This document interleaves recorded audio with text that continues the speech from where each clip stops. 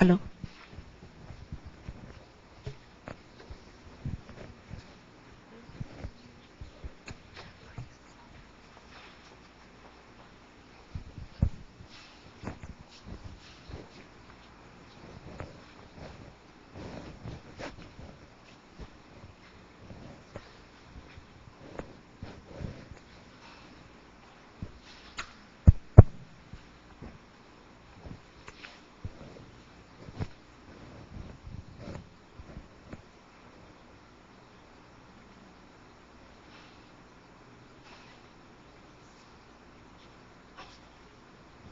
Aqui, não ponha a mão depois que você bate, não, senão não adianta nada. Se ele fica Tem que bater e tirar. Tá certo? então vou deixar. Bate para valer. Isso, é assim.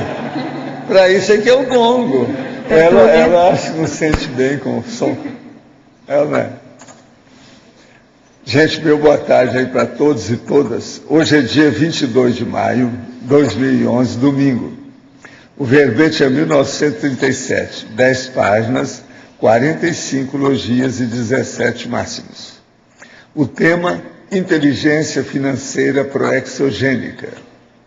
A especialidade é proexologia. Quem fez é um expert, que é o professor Hernandes, que está aqui, assessorado pela Miriam, vocês já viram, né? De modo que ele está aí firme hoje. Cuidado com ele, porque senão ele responde com uma anedota violenta em cima de vocês. Definologia.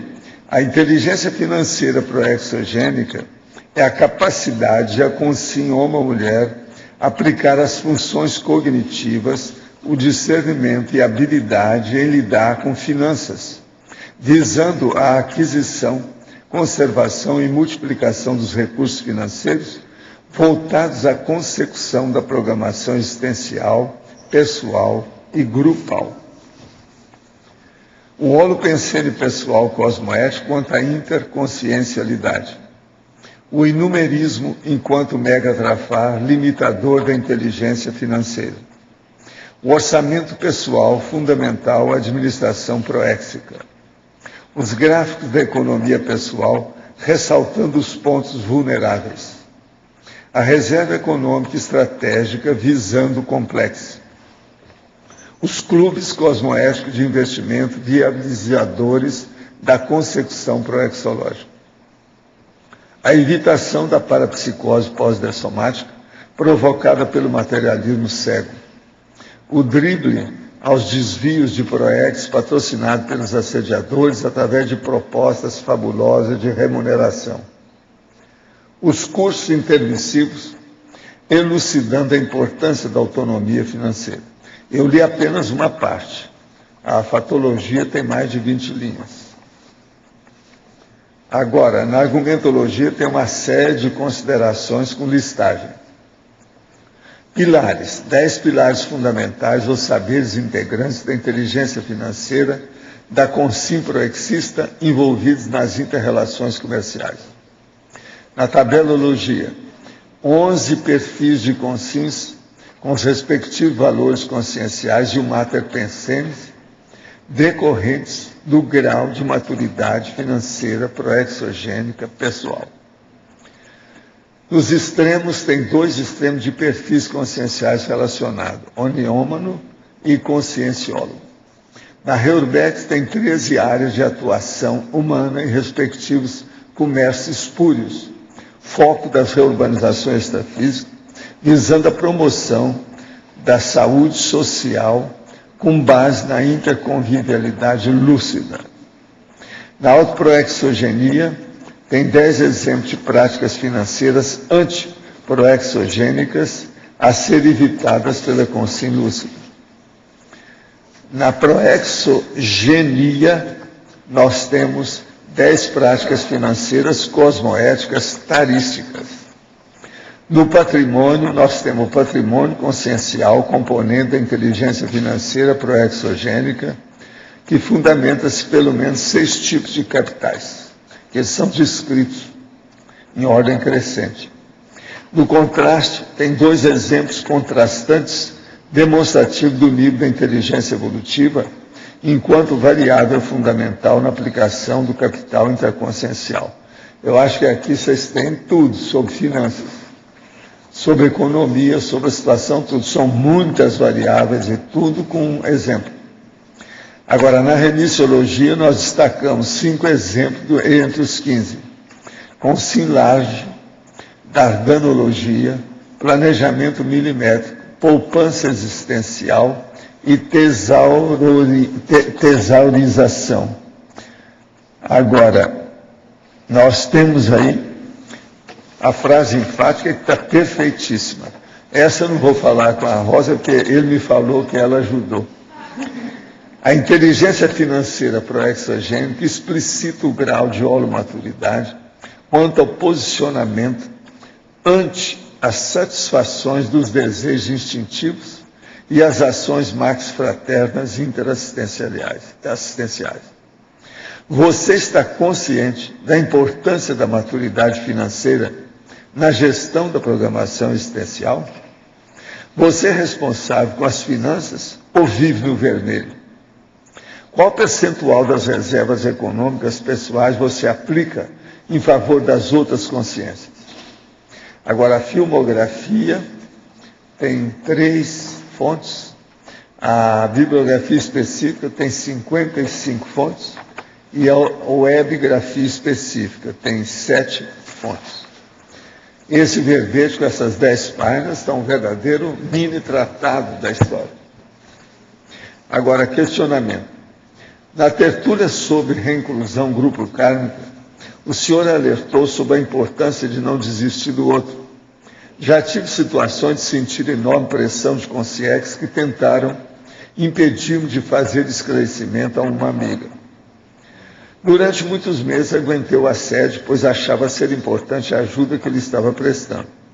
Ela me procurava incessantemente para pedir conselhos e eu dava minha opinião fazendo uso do que aprendera na conscienciologia, já que ela tem conhecimento porque frequentou alguns cursos. Gerou-se um ciclo vicioso de vitimização. Acabei me afastando, alegando que também estava com problemas e que por isso não estava em condições de ajudá-lo.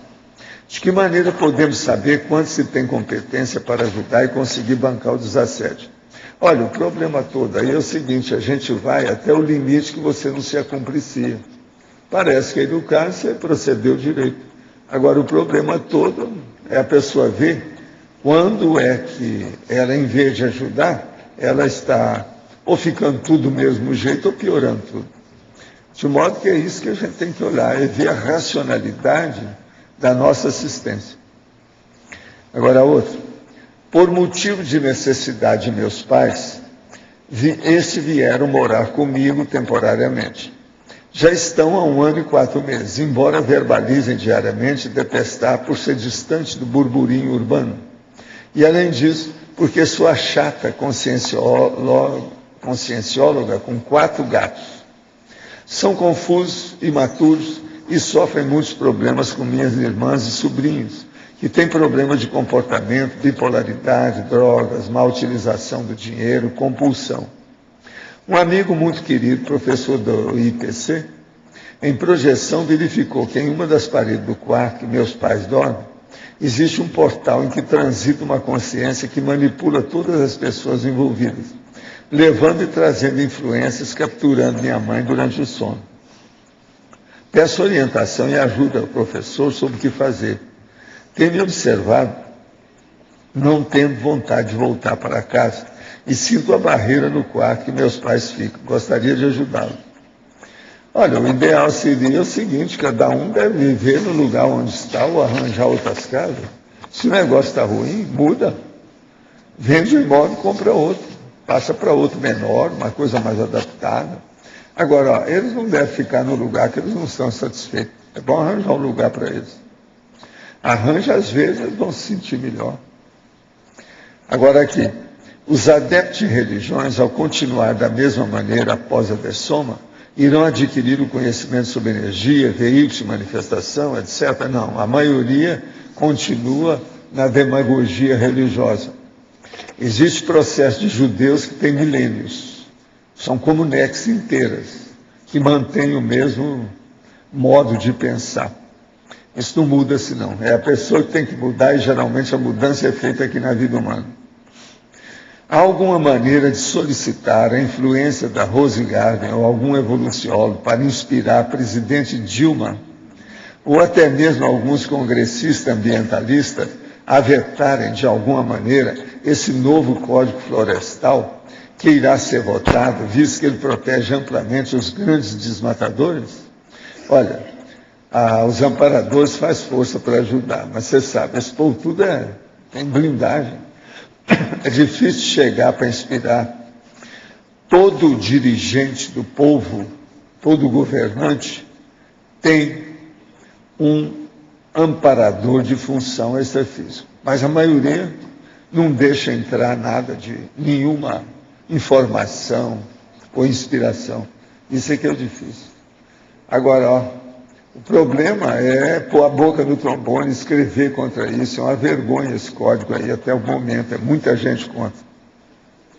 Outro, como saber se o parapsiquismo adquirido em uma vida não pode ser prejudicial na infância ou adolescência da próxima vida? É lógico. Se tem assediador, é lógico que tem. A maioria está nisso. Qual é o problema? Faz parte da vida. Pergunto isso, pois há um documentário com o nome de Psyche Kids, que mostra o sofrimento de algumas crianças paranormais que ainda não entendem o processo. Sim, que elas já vêm assediadas de vidas anteriores. O processo todo é ter lucidez. Outro, de que maneira a alimentação pode afetar os outros veículos de manifestação da consciência? Ou não há relação direta entre os dois elementos?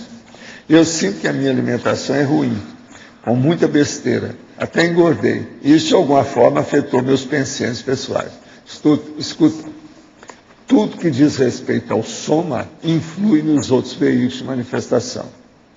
Se uma pessoa come demais, ela fica com bulimia, aquilo dá alteração na sua emoção. Isso mexe no psicossoma. Agora, as energias às vezes vão para o espaço também. A pessoa fica toda alterada. É lógico que numa condição dessa, às vezes cai o nível de lucidez da pessoa. Então, isso afeta o mental soma. Qualquer veículo de manifestação pode influir nos demais. Agora, o que influi melhor é quando o mental soma fica mais lúcido para influir nos outros veículos. De modo que, cuidado, o peixe morre pela boca. Faça uma dietética pessoal expressiva, séria, profunda, abrangente. Olha bem sua dieta. Isso às vezes é importante. Outra coisa, vê se você pode andar na esteira aeróbica, arranja uma. Outro, ontem o senhor falou para ver se o ex-namorado é assediador. Como saber se a pessoa intrafísica é assediadora? É só conviver com ela um pouquinho. Me mostra aí, de um dia para outro, eu sou capaz de falar se uma pessoa tem muito assédio ou não. Agora, se deixar que eu faça um arco voltaico, eu vejo em 5 minutos. Cada um faz o que pode. Eu queria dizer para vocês que a IEC está pedindo ajuda para o projeto Aleia dos Gênios da Humanidade. O projeto Aleia dos Gênios da Humanidade está precisando de doações para dar seguimento ao empreendimento. Se você quiser contribuir, por favor, entre em contato com o Rafael ou o Renato pelo telefone da IEC, 4521-02-1411. 4521-02-1411. Eu queria mostrar para vocês aqui uma foto da sala da verbetografia.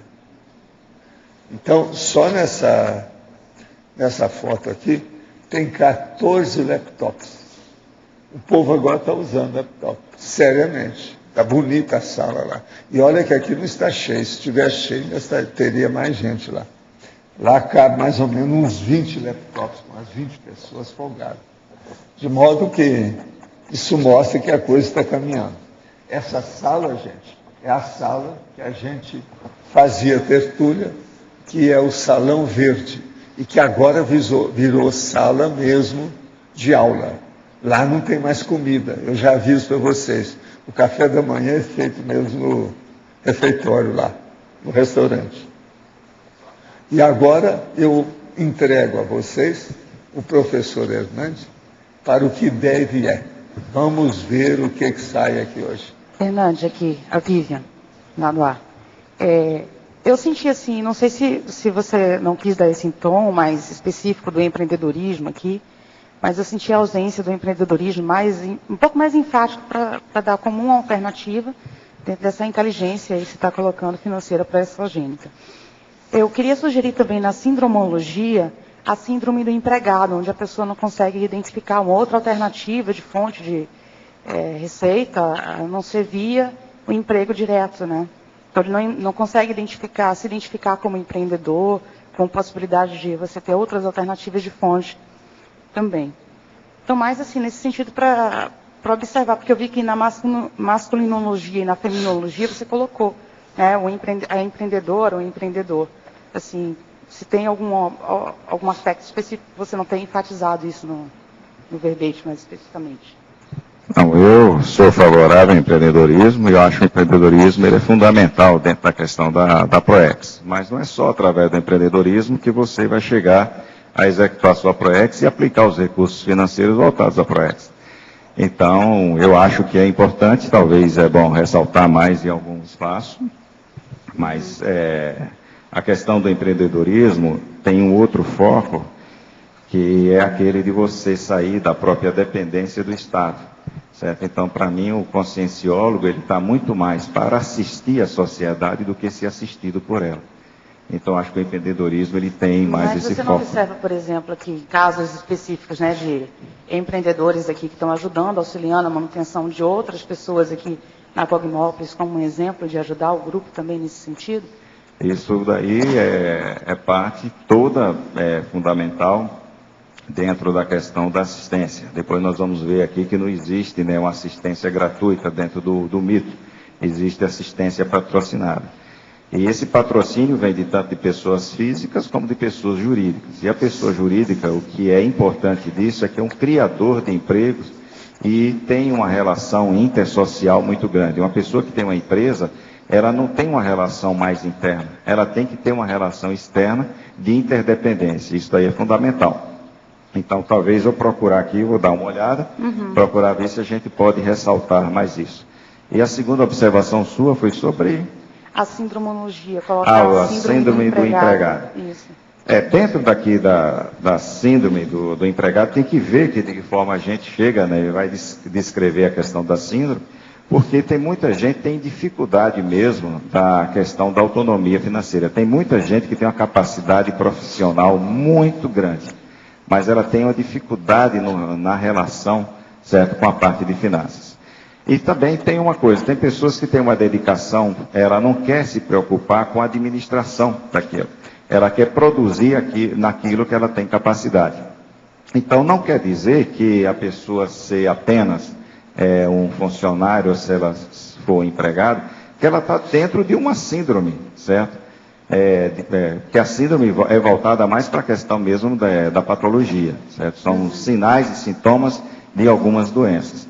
E a gente tem que ter um cuidado para a gente também não taxar isso. Agora, eu coloco aqui, dentro da questão do binômio, né, que é a questão da insegurança e o funcionalismo público, que aí é onde pega um pouco mais. Não quer dizer que o funcionário público ele simplesmente seja 100% inseguro, mas a grande maioria procura um emprego estável. Esse emprego estável, onde ele não corre o risco de ser demitido, certo? É que leva muita gente a fazer isso. Então, eu acho que dentro dessa questão que você está colocando, a gente dá uma ênfase maior naquela pessoa que quer ter uma dependência, certo, do Estado. Sim. Certo? Do que propriamente uma pessoa que ela vá prestar serviço. E a tendência hoje, dentro do mercado, são as terceirizações de alguns serviços. Então, a relação de empreendedores é muito grande. Então, antigamente, a empresa ela abarcava todas as variáveis de produção. Hoje, ela está partindo mais para a terceirização, onde você tem relações empresariais e está permitindo que pessoas tenham empresas pequenas prestadoras de serviços. Sim. Então, tem que tomar um cuidado muito grande na hora de colocar, porque para você não focar isso dentro só de um aspecto patológico. Não, claro. Tá bem? Mas a gente vai dar uma revisada aqui. Tá bom. Obrigado. Beleza, obrigado.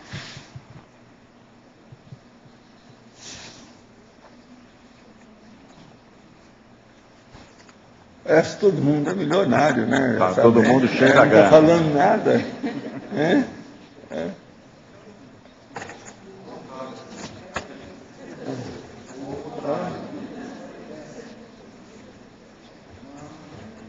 Professor Hernandes, aqui na letra B, queria perguntar em relação ao Stroiner. O professor Valdo sempre fala do Stroiner, que é aquela pessoa que desperdiça, gasta demais. Essa palavra eu não conheço, eu pesquisei, mas eu queria adicionar no estrangeirismo aqui. Stroiner, que é a pessoa que gasta demais. É o perdulário. Então, está colocado, mas se você achar que o termo aí é mais adequado, a gente pode até modificar, mas foi colocado aqui a questão do perdulário. Nós temos dois lados, certo? São dois extremos.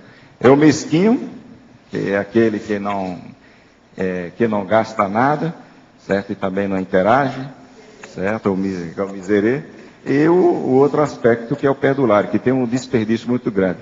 Todos os dois comprometem a programação existencial. A questão da pessoa perdulária, que gasta excessivamente, sem gastar com foco, certo? Com um objetivo maior, certo? Tanto da ProEx pessoal quanto da ProEx grupal, está igual àquele também que só faz guardar dentro de um processo de interprisão material. Então, são os extremos que são patológicos. Coisa que eu queria saber em relação a gente tem cheques especiais, toda uma legislação que favorece que o banco cobre juros abusivos. Como é que o senhor vê essa situação? Assim, vale a pena entrar na justiça ou isso não é situação para você cobrar, às vezes, um processo que você também tem responsabilidade, né? Você, às vezes, pega um empréstimo, se endivida, se enrola todo e depois... seria cosmoético você cobrar esse dinheiro ou esses juros abusivos?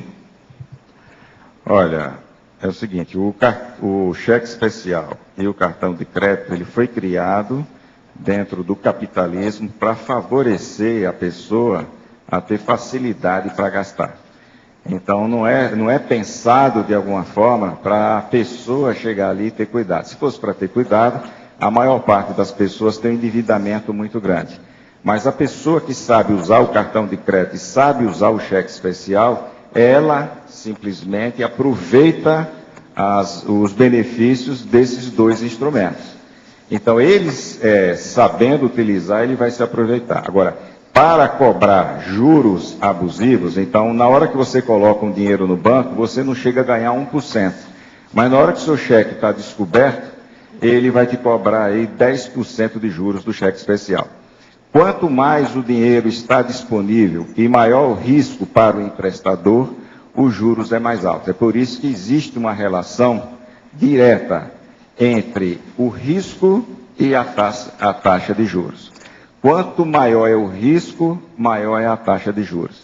Para a pessoa que faz investimento, quanto maior é o risco daquele investimento, também ela pode ganhar mais. Então, essa relação risco-taxa de juros existe. E não é só as instituições bancárias que cobram juros extorsivos. Tem pessoas físicas que emprestam dinheiro a juros extorsivos e é ilegal, porque ela não tem todo o apoio, certo? E todo o aparato legal do próprio Estado, que são os agiotas. Aproveita a situação, quer dizer, se uma pessoa não tem mais o cheque especial, o cartão de crédito já está sujo na praça, a tendência dela é não ter crédito nenhum. E ela ser inadimplente. Mesmo assim, ainda acha pessoas para estar emprestando a ela 5%, e já chegou situações de eu ver dentro do trabalho nosso até a 15%. E isso daí é para você simplesmente, quer dizer, pegar e acabar mesmo com a própria pessoa. Mas o maior problema daí é que não existe uma legislação em cima disso, existe também aí uma impunidade muito grande. Agora, quem é o maior culpado aí na história? É aquela pessoa que não quer se educar financeiramente para aquilo. Então, ela é vulnerável dentro da fissura emocional que ela tem. Então, como se sabe disso, até hoje existe a psicoeconomia, a neuroeconomia, que é para estudar as fragilidades emocionais para levar a pessoa ao consumismo. Isso é a base do capitalismo.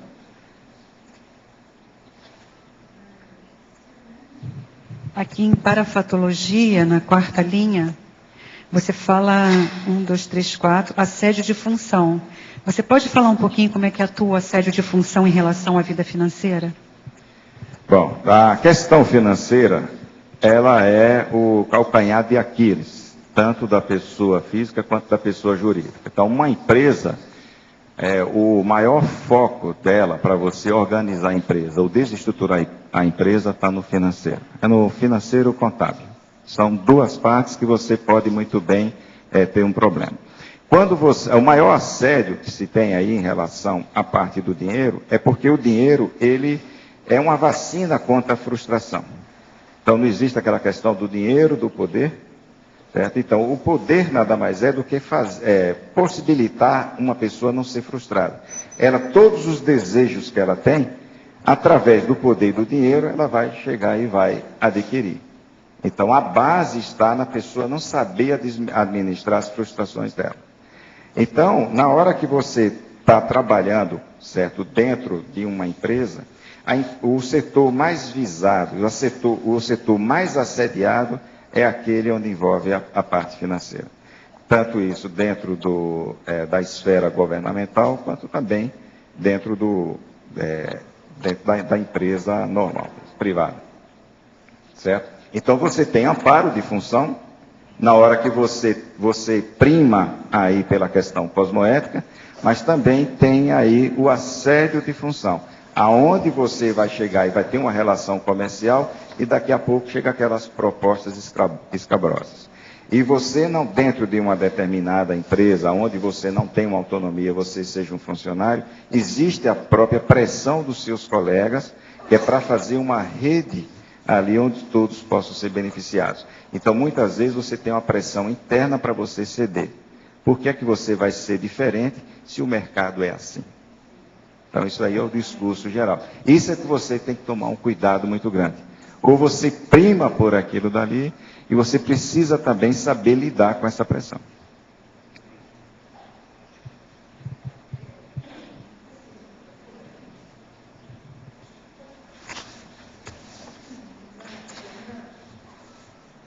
Aqui no ar, tá ligado? Na fatologia, na página 33, de baixo para cima, o finalzinho da 3ª linha. Você pode falar um pouco desse imposto de renda respeitado pela Consim Cosmoética, mesmo que a gente saiba que nesse país os tributos, inclusive imposto de renda, é uma coisa enlouquecedora. O imposto de renda respeitado pela Consim Cosmoética, é isso? Me fala um pouco sobre respeitar o imposto de renda. Ainda mais que eu soube que eu vou ter que pagar ele tá renda. Tá bom. Nós acabamos de pagar agora, né? Em abril. Como é que a gente respeita esses tributos que no Brasil, todo mundo já sabe, é o país que mais tem tributos. Olha, a gente paga tudo. Meu pai foi comerciante, na época que ele era comerciante, e as taxas de imposto não eram tão elevadas, Sim. E também já existia todo o esquema de sonegação. A sonegação, ela não é simplesmente por causa de taxa de juros extorsiva, nem nada disso, nem tampouco da ausência do Estado dentro das obrigações dele. Isso aqui é uma questão que é íncita, certo, dentro do processo da ética pessoal. Porque a questão toda do imposto de renda, a utilização dele seria para fazer o quê? Para prestar os serviços sociais. Então, seria o Estado para fazer aquela distribuição. Então, todo mundo que ganha uma determinada quantidade, seja uma empresa ou seja uma pessoa individual, ela, através dos impostos, vai colaborar com isso. O Estado ausente disso tudo, não dando a educação, não dando a segurança e não dando a saúde, que são os 3 serviços básicos, isso é um problema do Estado, isso é um problema dos políticos e eles que respondam por isso. Dentro da questão dos seus princípios, da sua cosmoética, você deve fazer a sua parte. Agora, claro que eu tenho empresa e eu sei quanto é que isso pesa e quanto é que existe a pressão para que você trabalhe nessa situação. Então, você tem que ter um jogo de cintura muito grande e que você, pelo menos, tenha certo os seus princípios e saber trabalhar com aquilo dali. É muito difícil, a linha tênue, certo? Agora, a partir do momento em que você entrar no empreendedorismo e esses impostos e as condições te imporem, você simplesmente ferir os seus princípios, é preferível que você venha a ser um empregado, tá certo? Do que você se submeta a essas condições, porque as consequências para isso,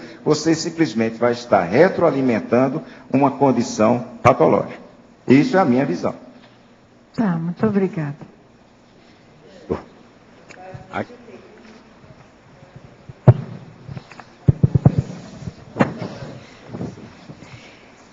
Na página 31, fatologia, da segunda linha de cima para página baixo. 31? Desculpa, Não, 33. 33. 33. Fatologia, segunda linha de cima para baixo. O planejamento econômico PROEXIS.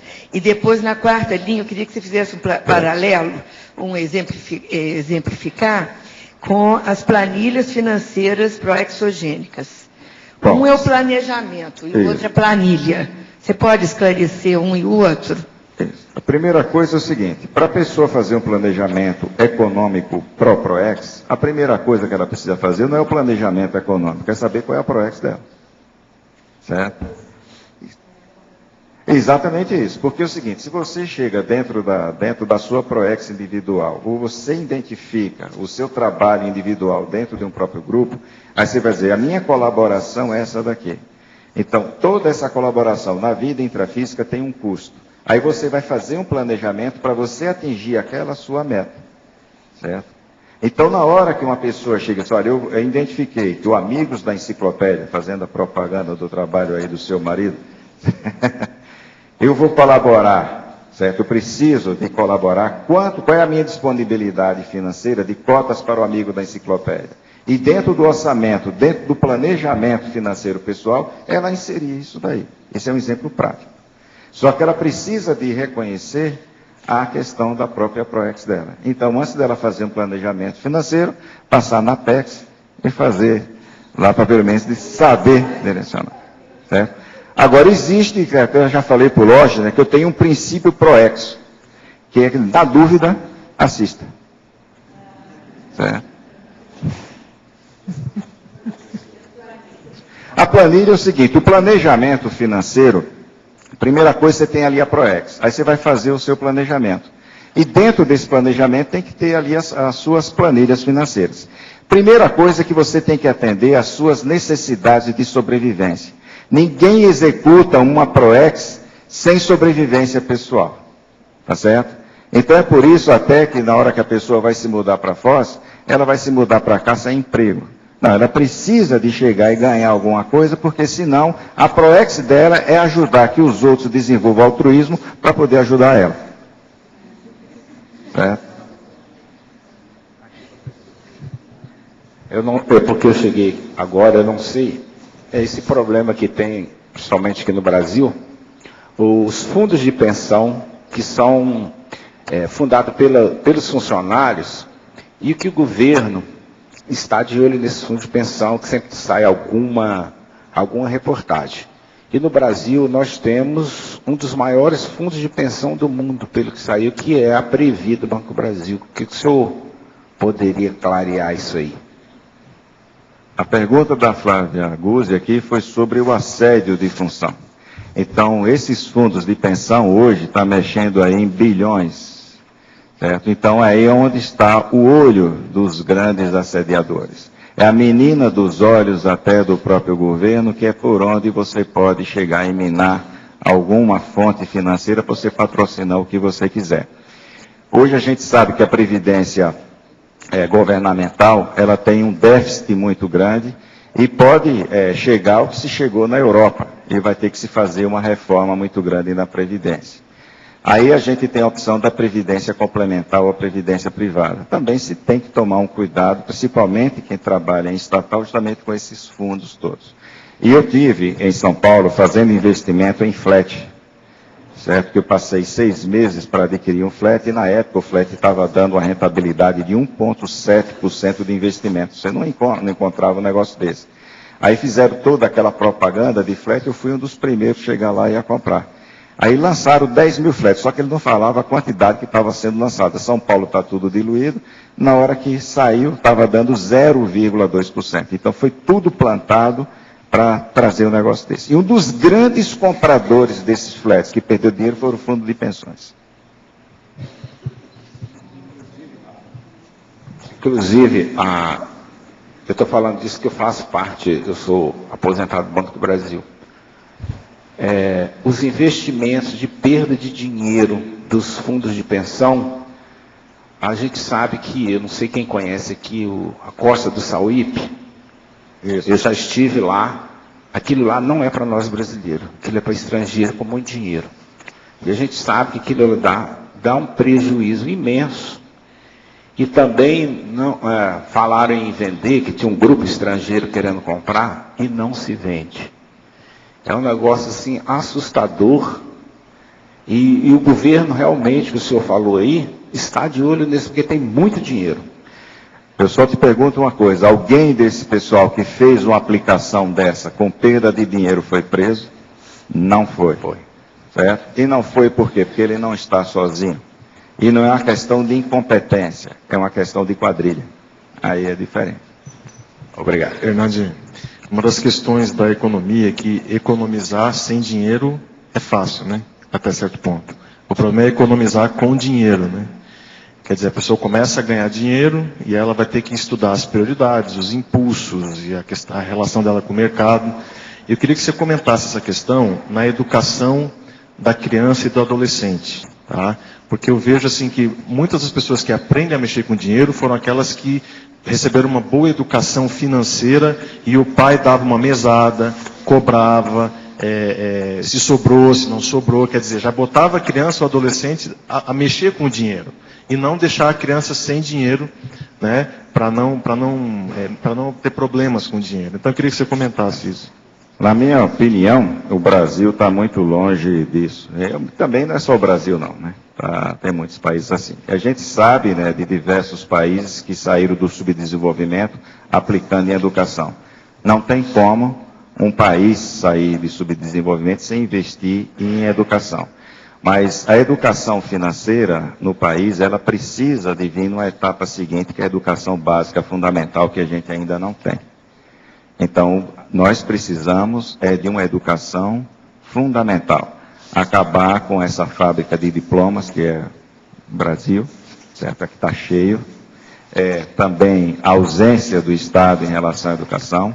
A remuneração melhor do professor, quer dizer, um professor mal remunerado, um professor estressado, certo? Um professor que adoece precocemente. Então, hoje, nós estamos vendo a fuga das pessoas que não querem mais ser professores. Até teve uma reportagem no Jornal Nacional mostrando que os professores estão desistindo da profissão. Então, a procura para a profissão do professor está reduzindo porque não existe condições de trabalho e muito menos remuneração. E a exigência é muito grande. Se você vai trabalhar ainda para o governo, onde é a maior massa, certo? Você ainda corre risco dentro de sala de aula. Então foi até discutido aqui, né, debatido algumas questões até de política educacional no país, daquele negócio da não reprovação e tudo isso, até o Lost se posicionou, pessoas que são especialistas em educação. Agora, eu acho que isso daqui até foge um pouquinho o nosso foco, mas o objetivo maior e o foco é você trazer educação fundamental, para depois você começar a trazer uma educação, certo, financeira. O maior incentivo hoje que se tem para a pessoa procurar uma profissão é aquela que vai te dar rentabilidade, certo? É menor esforço com maior rentabilidade. Agora, só essa questão da mesada, qual que é a idade que você acha indicado o pai começar a dar uma mesada para o filho E se você é favorável a essa questão da mesada? Eu comecei com a minha filha agora, com uns 14 anos, certo? Eu também estava esperando o momento que ela pudesse ter um pouco de compreensão para fazer aquilo. Mas se você começa mais ou menos numa idade aí dos 12 anos, claro que você vai estudando muito ali o filho que você tem, o nível de maturidade que a pessoa tem para aquilo. E também não vai começar a dar total liberdade. Você vai dosando e depois vai aumentando. Agora, o que eu acho mais importante é o seguinte, não é o momento de você só introduzir, qual é o momento de você chegar e cortar, para deixar que ela se vire e tenha a autonomia dela. Aí é onde o coração de pai e de mãe pesa mais alto. Ao invés de entrar mental somática, certo? A gente vai estar ajudando filhos aí com 40 anos, 50 anos de idade, que é outro erro. Então, saber quando começar e saber quando terminar. Isso daí precisa a pessoa de ter sangue de barata para poder fazer.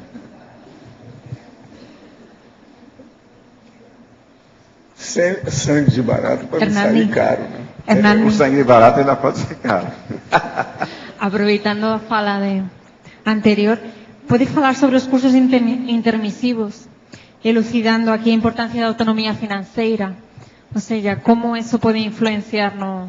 A questão do curso intermissivo é o seguinte, você vê até no binômio que foi colocado aí, que é a questão da autonomia financeira e liberdade de expressão. Uma das coisas que também foi trabalhada recentemente aqui, não estou lembrado qual foi o verbete que foi apresentado aqui, certo? Mas a dificuldade, principalmente aqui na América Latina, de liberdade de expressão. Como é que você vai ter liberdade de expressão para fazer uma heterocrítica, certo? Nua e crua, se você é dependente financeiro daquela fonte que você está criticando. Então aí é onde entra a questão sua, de você poder fazer isso sem você ser retalhado. Então, a partir do momento em que você tem o seu ganho financeiro, você está centrado ali, você vai procurar fazer aquela transparência, mas não no sentido de chegar e de ferir, certo? De atacar, mas aquilo que você não pode ficar calado dentro da questão das próprias patologias que você vê. E muitas vezes a gente se cala porque a gente é dependente daquilo. Então existe o pacto, certo? Antiproéxico nesse jeito. Então, uma das coisas sérias que é trabalhada em curso intermissivo não é a total autonomia e independência, é a interdependência, certo? Então, a partir do momento em que eu vou aqui mesmo, tendo uma empresa, sendo empresário, eu vou prestar serviço. E eu também estou dentro de uma relação de mercado. Eu tenho que saber direitinho trabalhar com esse tipo de liberdade. Então, a partir do momento em que meu espaço é para poder vender serviço para um cliente, e eu chego aqui dentro de uma aula de conscienciologia, desço certo sarrafo, faço aquela crítica, e eu sou um prestador de serviço para aquele, então eu vou fazer uma consultoria administrativa para Souza Cruz. Então eu não tenho aí autoridade moral de meter pau naquele produto, que eu vou lá para fazer uma consultoria para ele poder melhorar até as próprias vendas dele e equilibrar o próprio meio interno. Tá certo? Então, para mim, a questão do curso intermissivo relacionada a isso é para a pessoa começar a trabalhar com a transparência de ideias. Hernani, então, isso também incluiria, por exemplo, não trabalhar em determinadas empresas por causa das práticas anticosmoéticas, ou, por exemplo, você vê dentro da empresa algo anticosmoético dentro de roubo de dinheiro, falta de transparência, e aí abandonar o trabalho por causa disso, isso também entraria dentro do que você está falando? Isso daí é a parte fundamental, mas isso está mais ligado à questão do discernimento da pessoa, tá certo? Porque, voltando de novo à pergunta que a Flávia fez, onde está o assédio disso tudo? Então, muitas vezes, para você chegar e acabar com a própria proex da pessoa, você cria uma dependência para aquilo dali, certo? Então, se você tem uma dependência financeira, então você fica calado.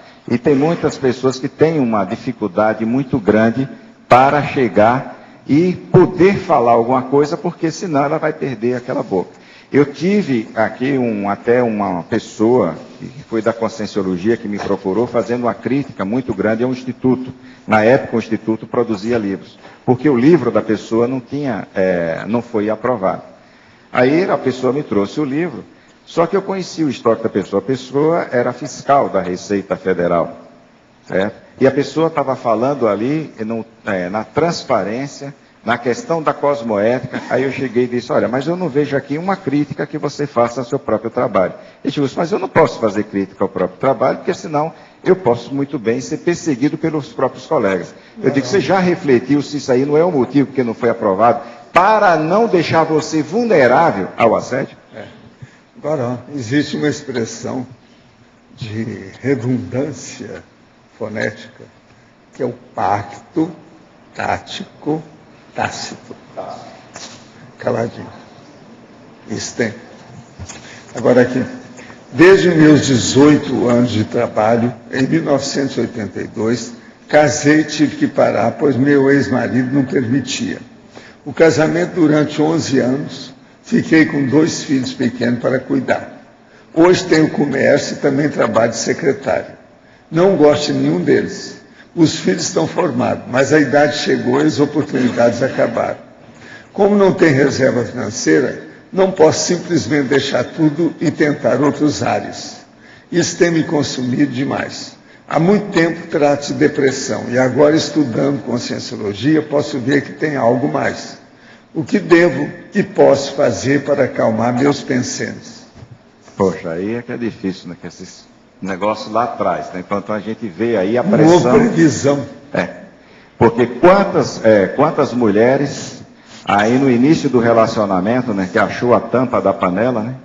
Certo? Porque não existe frigideira, todo acha que tem tampa, né? Então achou a tampa da panela dela, e aí vai simplesmente viver para o maridinho e para criar os filhos. Depois, aí vai ter aquele acordo de separação. E ela vai ficar como? Na rua da amargura. Então, é por isso que dentro da questão toda financeira, mesmo dentro de um casal, você tem que ver a individualidade financeira dos dois e aquilo que tem a responsabilidade conjunta dos dois. Lá dentro de casa, comigo aqui com a Miriam e até a Fernanda está incluso agora. Nós temos uma parte financeira que a gente paga as despesas, depois nós temos um salário dentro do salário. Aqui que é de competência dela, aquilo que é meu e aquilo que é da Fernanda.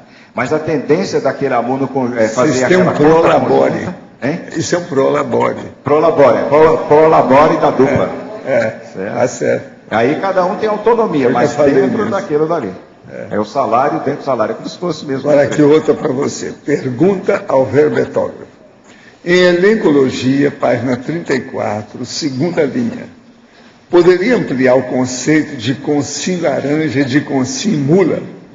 Consim laranja. Consim laranja é aquela consim que é utilizada, certo, para assumir com seu CPF, seu RG, uma empresa que esconde os verdadeiros donos. Então, pega-se documento de pessoas ignorantes, que são ex-empregados ou funcionários da própria empresa, é aberto uma empresa com conivência do próprio banco, que o banco sabe, certo, aquilo ali, com conivência até da própria contabilidade que produz tudo isso, simplesmente para a pessoa fazer sonegação de imposto, fazer qualquer coisa, e na hora que for punido não é o CPF dela, é aquilo que está na pessoa. Isso é a consim laranja.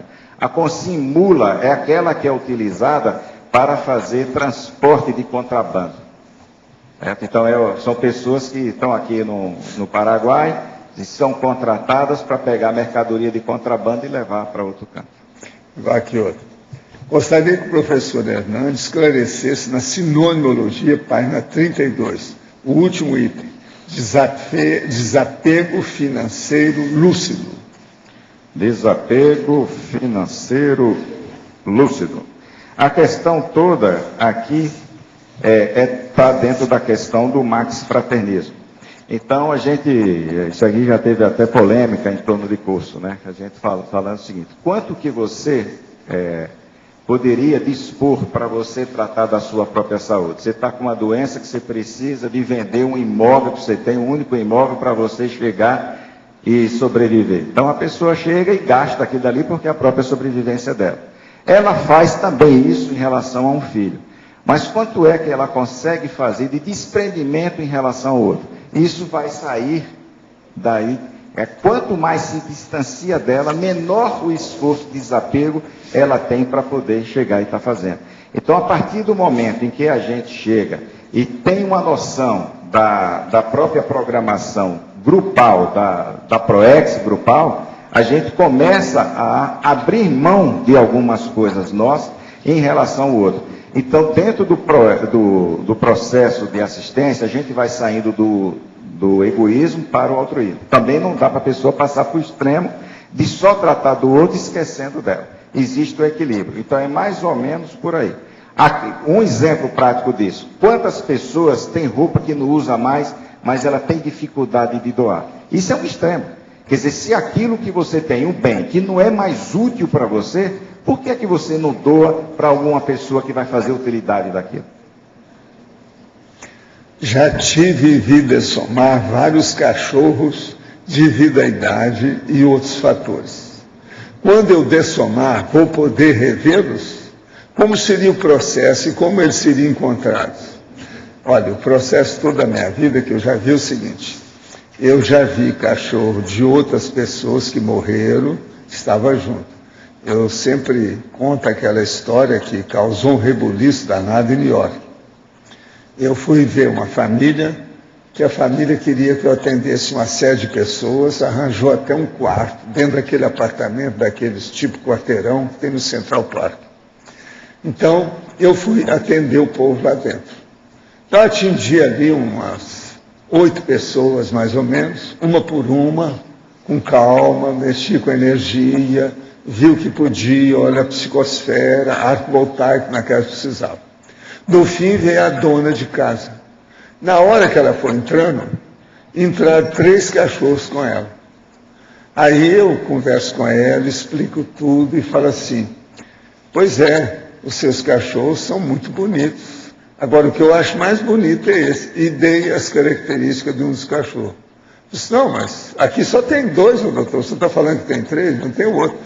Esse outro, mas estou vendo, está aí um cachorro. O cachorro tinha dessomado. Estava na casa. E era a paixão dela. Agora, aquilo deu um rebuliço, ela começou a chorar sem parar. Foi preciso eu chamar o marido, aquela coisa toda. E porque eu descrevi, não sabia de nada, e descrevi o cachorro direitinho. E ele era diferente dos outros 2. Então, agora, outra coisa. Havia uma moça, lá em Belo Horizonte, que fazia até roteiro de novela para televisão. Ela trabalhava como roteirista, enredo para televisão, os scripts, aquela coisa toda. E ela tinha um processo de efeito físico muito forte.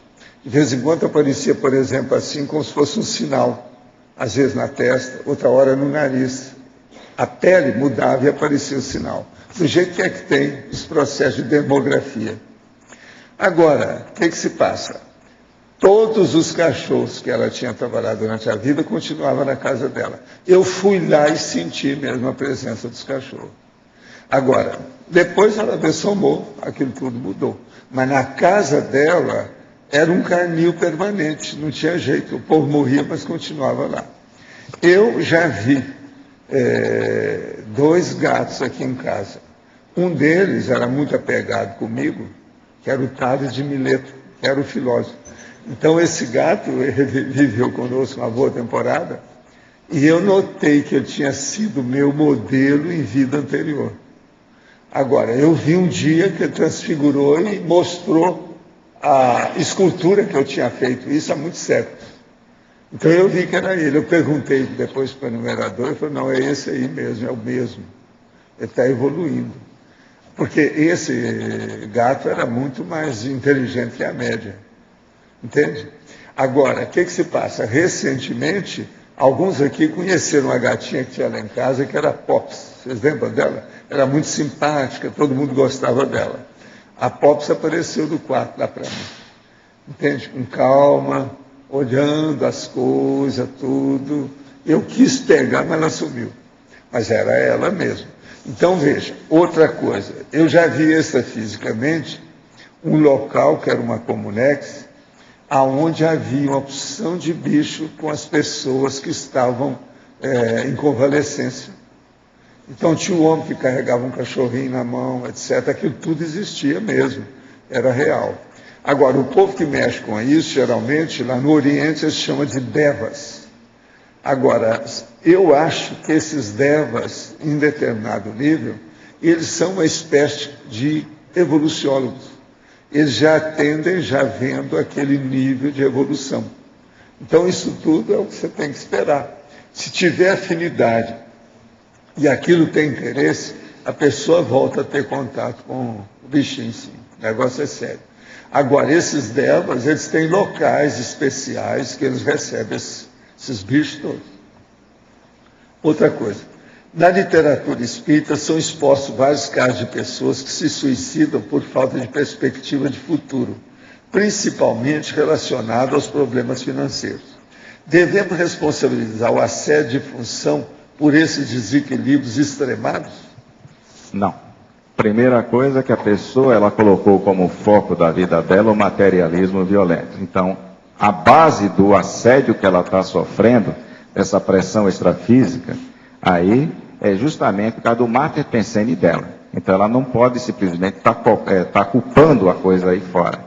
Dentro dessas crises financeiras, esse pessoal todo aí que faz esses megas investidores, que fazem especulações financeiras e vivem, certo, em função da parte do dinheiro, na hora que eles tomam um prejuízo muito grande, também suicida.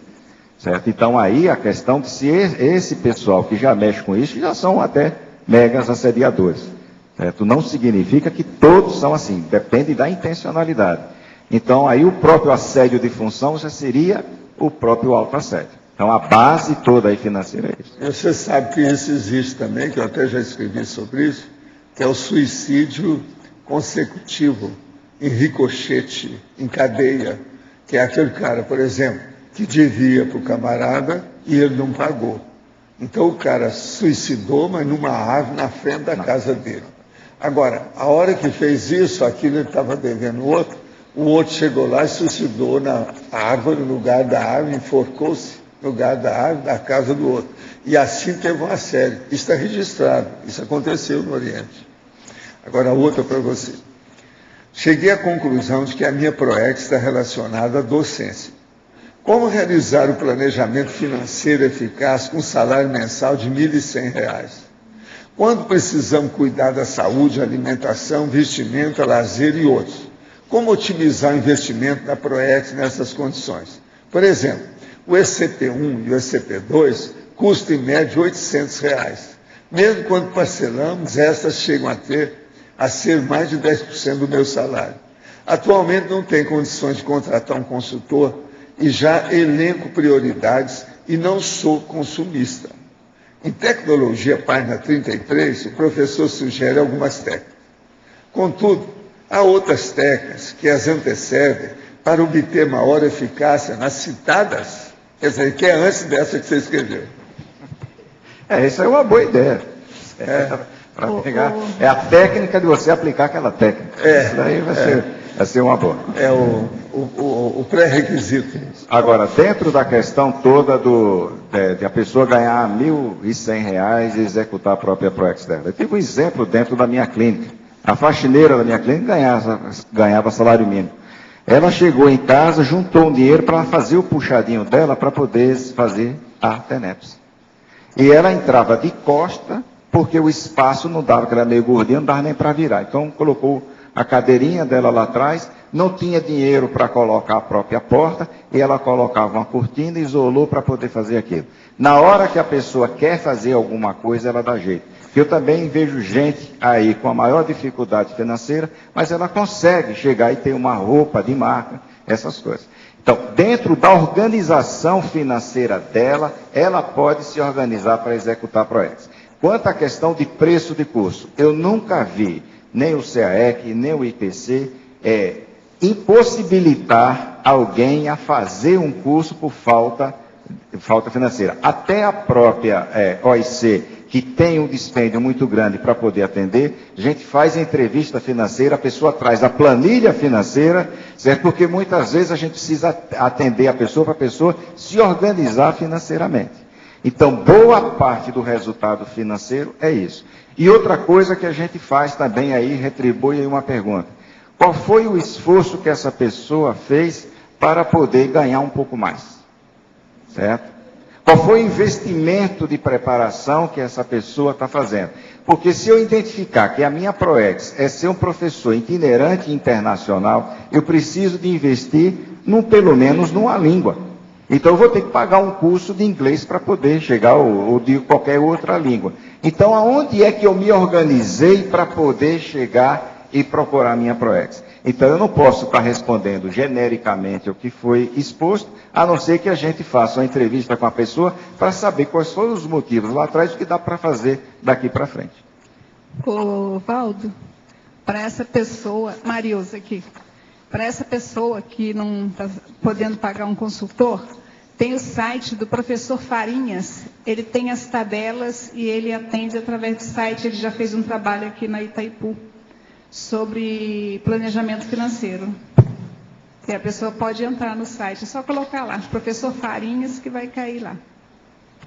Agora, outra coisa também que é bom lembrar é o seguinte, se a pessoa está trabalhando, como você estava falando, sobre TENEPS, é só ela fixar bem que o amparador vai dar inspiração para ela do que ela deve fazer.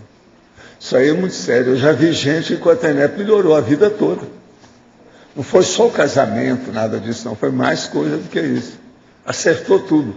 Vida, casa, profissão, serviço, tudo que ela fazia. A TENEP, se a pessoa fixar mesmo no trabalho e se dedicar, ajuda. Nós temos que lembrar que essa vida é energética. Trabalhou com energia positivamente, tudo, a pessoa vai ganhar, vai sair triunfante do assunto. Não tem jeito. Como é que uma pessoa dessa, né, ia explicar para a família que não entende, para a família pelo menos ajudá-la a ser um praticante da TENEPS? Não tem jeito. Então ela tem que se virar para construir o puxadinho dela, e ela foi e conseguiu chegar lá. Então quando a pessoa quer, ela se organiza e chega dentro do objetivo. Hernande, aqui no ar, na página 34, no voluntariologia. Você fala aí da lucidez do voluntário quanto à corresponsabilidade na saúde financeira institucional. Você pode ampliar um pouco mais isso aí, por favor? Isso aqui é fundamental, né? Então, a lucidez do voluntário quanto à corresponsabilidade na saúde financeira institucional. Então, nós precisamos de nos integrar enquanto grupo, visando uma ProEx e uma Max ProEx, saber que a instituição é que possibilita isso. Então, nós, dentro da vida intrafísica, a gente precisa de abrir aqui um CNPJ para estar dentro de uma instituição, para a gente poder, financeira e contabilmente, poder estar administrando a própria ProEx. Então, na hora que um voluntário está inserido nisso, e ele não tem a mínima preocupação com a instituição, tanto quanto a parte administrativa, de aonde ter a entrada financeira. E também não está um pouco preocupado quanto ao gasto financeiro. Então, pelo menos que a pessoa, se ela tiver dificuldade ou tiver sobrecarregada, que não possa estar trabalhando nessas áreas e não ajudar, que pelo menos na hora que a gente fizer uma reunião para ter uma decisão mais complexa, ela esteja inteirada para poder dar sugestões importantes, tanto quanto de enxugamento de despesa, quanto também na possibilidade de arrecadação financeira, entrada e saída financeira. Então, essa corresponsabilidade aqui não é sobre a parte só financeira, e também sobre a parte fiscal. Então, a partir do momento em que a gente vai estar trabalhando dentro de uma instituição que faz assistência e que você pretende estar fazendo um desassédio, a pressão é muito grande em cima. Então, você precisa de ser um exemplo, certo, de transparência, de organização e de profissionalismo financeiro-contábil, certo? Então, isso mostra que, pelo menos, a saúde, quanto à responsabilidade, a maturidade grupal, existe ali.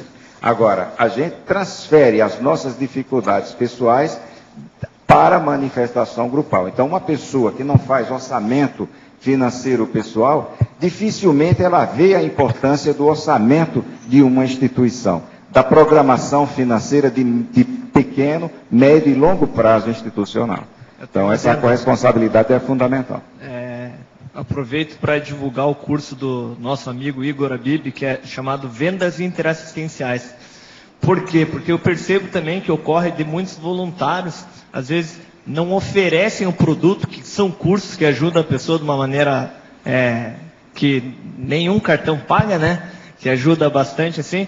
Muitas vezes voluntários acabam não entrando na área do contato telefônico assistencial ou na área de oferecer um produto, ainda com processo religioso, ainda do processo de medo, da questão de não oferecer, porque tem o autoassédio do dinheiro.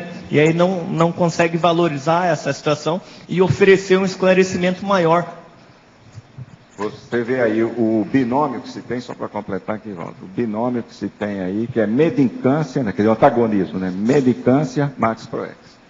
Professor Hernandes, aqui na página 34, na efeitologia, tem o efeito evolutivo do desapego material lúcido. Você poderia falar alguns exemplos desse desapego, para a gente não confundir, às vezes, com o fato da síndrome do... Isso, volta de pobreza, exatamente. A questão do desapego material lúcido, é por isso que se eu não colocasse, né, no final aí lúcido, até que poderia estar complicando. Lúcido é a pessoa saber que o desapego que ela tem é que não chega ao ponto de comprometer o próprio desempenho dela, certo? Agora, dentro da questão assistencial da TARES, o que é importantíssimo da TARES é o seguinte: você ganha um salário mínimo, seja R$500. Se você der R$10 para 50 pessoas, você vai ficar mais pobre, porque você ficou com 0 e cada um com 10. Agora, dentro da questão da TARES, quanto mais você ensina, mais você aprende. Então, que doação é essa que você é o próprio beneficiário disso? Então, dentro da questão do desapego aqui lúcido, é aquela história que nós já falamos aqui antes. Ou seja, aquilo que você já pode ceder para o outro. O que é que você já faz dentro do seu inventário pessoal daquilo que você pode ceder para o outro?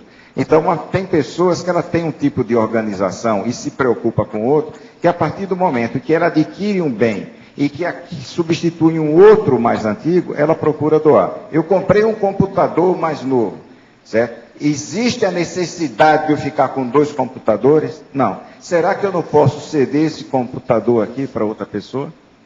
Então, essa questão do desapego é você ter a lucidez suficiente para que você não utilize disso para que você fique bem na fita, certo? Que é você chegar e manipular sua autoimagem para dizer que você é uma pessoa assistencial, que isso é a questão da intencionalidade. E a outra, que é mais patológica, é você doar tudo que tem para você ficar na miséria. Se o franciscanismo levasse as pessoas para o céu, o Vaticano não seria essa opulência toda que se tem. Minha filha de 27 anos quer fazer vestibular para a Universidade Federal. Muitas vezes a ajudei financeiramente. Chegou a iniciar o curso de biologia e depois fez o curso de gastronomia. E agora quer fazer nutrição. Não chegou a concluir nenhum. Ela quer fazer curso pré-vestibular para poder entrar na Universidade Federal e não pagar mensalidade. Para isso eu teria que sustentá-la para que possa se dedicar aos estudos. Não sei se lhe dou mais essa chance. Qual a sua sugestão? Olha, é muito difícil a gente dar uma opinião sem conhecer o caso, certo, mais profundamente. Se bem que tudo tem um limite. E chega a uma determinada hora que você diz, agora é por sua conta. Você vai trabalhar para você bancar seus próprios estudos. Me conta, até que ponto que eu tenho culpa no cartório? Também é. 3 vezes já? Que isso? Na minha terra, a pessoa cai no batagu uma vez, quebra a perna esquerda. Se ela cai de novo, ela quebra a perna direita. E por aí vai. Depois não tem mais perna. Depois se torna o próprio burro. Tem que dar um jeito, depois é ele mesmo. Agora aqui outro. Professor Hernandes, o senhor concorda que a ferramenta intrafísica que mais nos ajuda a conhecer de verdade o caráter de uma consciência é dar-lhe dinheiro e poder? Essa daí, trabalhar com essa questão toda do dinheiro e do poder, isso daí é um sinal, certo, de maturidade. Então, a pessoa saber trabalhar com isso, daí é fundamental, porque a sedução que tem no poder e a sedução que tem o dinheiro, certo, é violenta. Hernandes, aqui. Eu estava preparando a pergunta e eu acho que tem a ver com isso que você acabou de falar. Em algumas vezes já havia a abordagem de pessoas, tanto fora da nossa comunidade, como aqui mesmo, né, na nossa comunidade, que a pessoa que trabalha com dinheiro é uma pessoa de um nível evolutivo mais baixo. Ou quem lida diretamente com dinheiro é a pessoa que está fazendo um trabalho menos importante. Primeiro, se você já ouviu essa abordagem, e se já ouviu, de onde vem isso? Isso é válido, é verdadeiro? Marina, eu acho que por aí é o seguinte, cada um valoriza o seu trabalho. Certo? A tendência nossa é achar que, então, é por isso que a gente vê, se a pessoa tem um maior parapsiquismo, então ela acha que tem que ser o parapsiquismo. O outro acha que tem que ser a mental somática. Certo? O mais lúcido fala que tem que ser a tridotalidade. Então, o mais importante é a pessoa também aprender a dar valor ao outro. Altruísmo é isso, é você começar a sair dos seus valores internos para começar a dar o valor grupal. Então, a pessoa que tem maturidade suficiente, ela não faz nenhuma colocação dessa. E a atitude dela é visando a estabilização. Só que a pessoa não tem condições de ficar atuando em tudo que é área. Certo? Então, ela tem que priorizar aquilo que é o master pensene dela. Porque a Proex é focada no trafor dela. Mas a importância lá do outro é fundamental. Nenhum professor consegue dar um excelente curso sem ter as pessoas que façam aquele curso sair. Certo? O telemarketing, a organização daquilo, a preparação da itinerância do professor e tudo isso. Isso eu estou falando no nosso métier. Aqui existe também um caso, talvez fosse o caso de eu lembrar, quando o Tao Mao trabalhava comigo, o chinês que é especializado em energia, foi conversar entre os amparadores que aqui nessa dimensão tem dinheiro, mas extrafisicamente não tem. Aí chegou um deles e falou assim, não tem, é a energia consciencial. Porque o verdadeiro dinheiro também da dimensão intrafísica é energia consciencial. Depois viraram para o Tao Mao e falou assim, entre nós o mais rico aqui é o Tao Mao. Ele é o bilionário, ele ajuda todo mundo, ele sabe distribuir o dinheiro que tem. Porque ele era o que dominava mais a energia consciencial na assistência. Valdo. Eu nunca pude esquecer esse caso dele. Então, por exemplo, o Tao Mao agora, ele ressomou na China. Ele deve estar mexendo lá agora. Ele foi esperto, ele esperou o momento capitalista da China. Foi. Tudo indica que esse é vivo. Valdo, então com essa experiência que você contou, pode ser que a pessoa que busca uma educação adequada financeira para o uso adequado do dinheiro, pode ser que ela esteja aprendendo existe também. Mais um adendo para essa história, que eu vou chegar lá.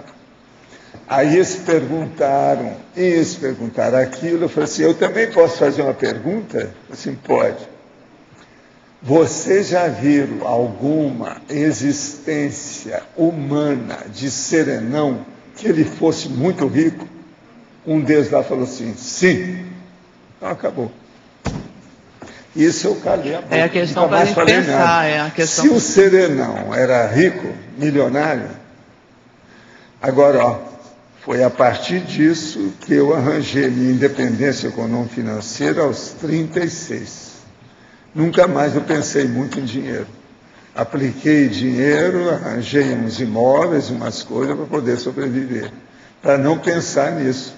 Porque uma das agruras humanas maiores, depois da dor, é o bolso vazio. Isso, você deve reconhecer isso, não é verdade? Então é um problemão. Eu nunca tive esse problema depois que eu tive o problema demais. Que eu passei fome, a situação era precária. Passei fome no meio da fartura de todo mundo. A situação era precária.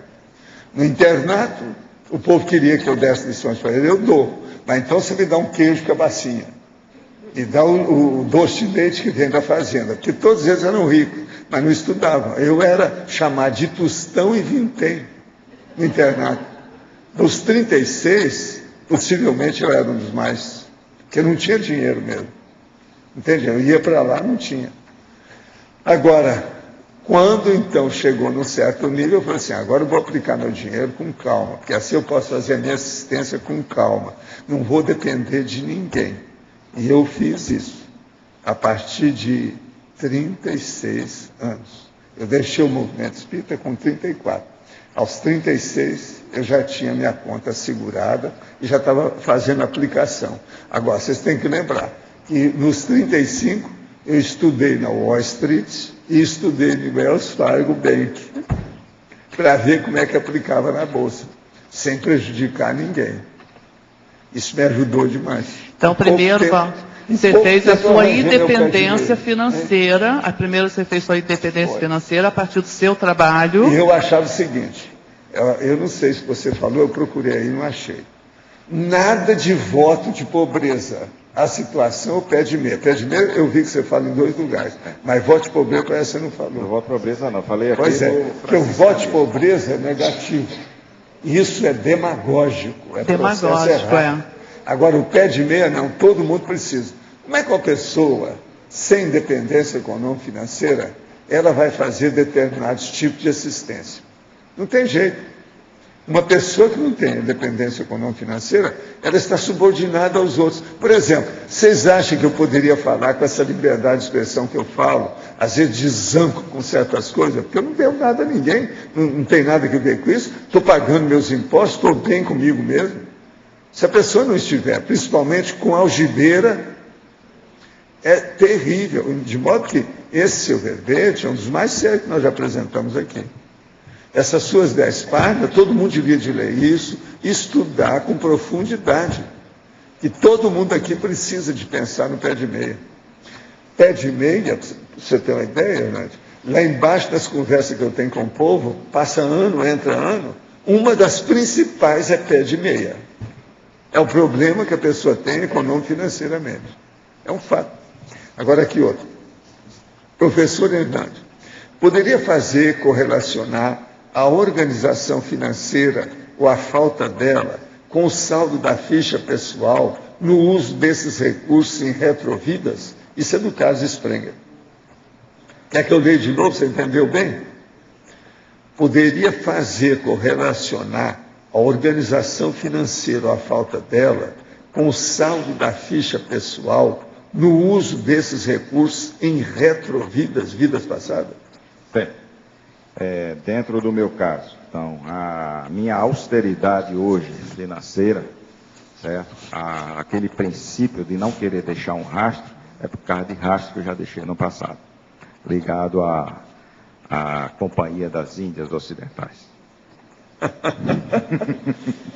Há um ano comprei um pequeno sítio, que era o meu grande sonho de consumo antes de iniciar a Teneves. Seria anticosmoético criar algumas cabeças de gado apenas para fins financeiros, sabendo que eles vão virar bife depois? Tenho essa dúvida. Olha, dentro do nosso momento evolutivo, a gente ainda precisa de se alimentar muito de carne ou de frango, certo? Então, nós vamos ainda estar consumindo bastante. Então, não adianta você também não querer, certo, ser o patrocinador disso e você consumir o próprio produto. Então, até um determinado momento, você precisa... Eu enfrentei esse problema aqui em Uberaba. Os meus amigos não queriam fazer lá a sociedade para a gente aumentar o nível de assistência, eles queriam que eu entrasse nisso que chama invernista. O invernista é aquela pessoa que criava o gado e depois levava para Barretos, para o abate, o abatedouro. Eu falei assim, não, esse eu não entro. Aí depois, então, entraram para o negócio lá de uma usina de beneficiar arroz, milho. Essa eu falei assim, essa eu entro. Mas agora, na matança de animais não dava, porque, você sabe, Uberaba, então naquela ocasião que eu morava lá, era assim, toda manhã passava 1, 2 boiadas, às vezes uma boiada de 3.000 cabeças, passava lá para ir para Barretos. É tanto que eu cheguei a ganhar umas apostas, para saber quantas cabeças tinha na boiada. Com o passar do tempo, eu via pelo tamanho e sabia qual era o estreitamento da rua onde o gado estava passando. Então, comecei a calcular aquilo direitinho na matemática. Uma vez tinha, parece que era 1027 cabeças. Eu falei que tinha 1025. Entende? Assim, em cima do lance. De modo que eu tive experiência dessas coisas, que a agropecuária, principalmente a pecuária lá de Uberaba, é a maior, uma das maiores do Brasil na ocasião. Atualmente eu não sei como é mais. Agora aqui. Nasci com vocação para ser jogador de futebol e médico. Atualmente vivo um dilema intraconsciencial entre tentar me profissionalizar novamente como atleta futebolístico e, consequentemente, conquistar minha independência financeira, o pé de meia, para posteriormente, quando encerrar minha carreira, após 10 anos, fazer medicina na Argentina, onde não necessita de vestibular. A outra opção é aprimorar os estudos do segundo semestre desse ano para passar no curso mais concorrido da Universidade Federal de Goiás, que é Medicina. Na sua concepção, o que devo optar? Que beleza, hein? Se você opta pela lei do menor esforço, né? Quer dizer, você já está fazendo a sua primeira opção. Agora, se você tem a convicção que sua ProEx está dentro da medicina, que você faça da melhor maneira possível. Vai suar sangue. Vai suar sangue. Que é o meu slogan. Tá? Porque depois vai estar chupando o sangue dos outros. É. A escolha da profissão pelos jovens, muitas vezes induzida pelos pais, passa principalmente pelo rendimento econômico, financeiro e status social proporcionado pela profissão. Poderia analisar o assunto e suas consequências na SOCIM? A questão toda da pessoa fazer uma opção profissional por status, significa que a pessoa não está nem pensando, nem cogitando a questão da programação existencial. Se a gente está falando de inteligência financeira proexogênica, quer dizer, o foco da pessoa tem que estar ali na ProEx. E muito que a pessoa vai estar trabalhando, vai estar investindo na sua profissão, é quando a pessoa tem a satisfação naquilo que faz. Então ela vai procurar ali um meio de tirar o dinheiro. Isso aí é uma das bases maiores que se tem de corrupção. Se eu vou procurar aquilo que dá mais dinheiro, e o meio para se ganhar mais dinheiro dentro de uma profissão é fazer essa profissão já com os desvios que a própria sociedade patrocina, então a tendência da pessoa é por aí. Então eu acho melhor que a pessoa procure saber qual é a ProEx dela. E dentro da questão da ProEx, ela alinha ali a profissão, alinha todas as etapas da vida dela relacionada à questão lá da ProEx. Sobre a questão de não poder pagar os cursos ECP1 e ECP2, se a pessoa ficar estudando em casa e se afinizar com o curso, ela pode estar participando do seu campo à distância? Poderia estar participando do campo à distância, mas seria melhor ela baixar um pouco do orgulho dela e pedir gratuidade e trazer a situação financeira dela para a instituição. Professor Hernandes, temos poucos trabalhos divulgados sobre organização financeira na conscienciologia. Na sua opinião, por que ainda é tabu falar sobre a questão? Tabu é a vovozinha, eu não acho que seja não. Eu vim falando isso aqui o tempo todo. Nós vamos ter um outra coisa. Deve ser por causa desse povo que reclama. Vocês viram que teve aquele cara que reclamou semana passada aqui, porque eu tenho iPad, que isso é coisa de elite. Exato. Eu não vomitei aqui em cima, porque eu sou um cara que segura, mas me deu vontade de vomitar. Né? Não é terrível, mas fala. Bom, seguinte, tanto não é tabu que nós já estamos com curso em relação à questão da inteligência financeira. A Apex vai estar fazendo o curso do dia 13 ao dia 25 de agosto, vai abordar justamente isso, inteligência financeira proexogênica. Base da inteligência financeira, orçamento pessoal, prevenção de contrafluxos, que é a questão de seguros, formação do pé de meia pessoal, fundamentos do empreendedorismo e investimentos cosmoéticos. Eu vou apresentar 2 módulos desses, Everaldo Bergonzini 2 e o César Cordioli 2. Então vou passar aqui para o coordenador aí da PEX. Bom, hoje o coordenador é o Will, tá? Só não, mas coordenador aqui de apoio. Mas, estamos aí.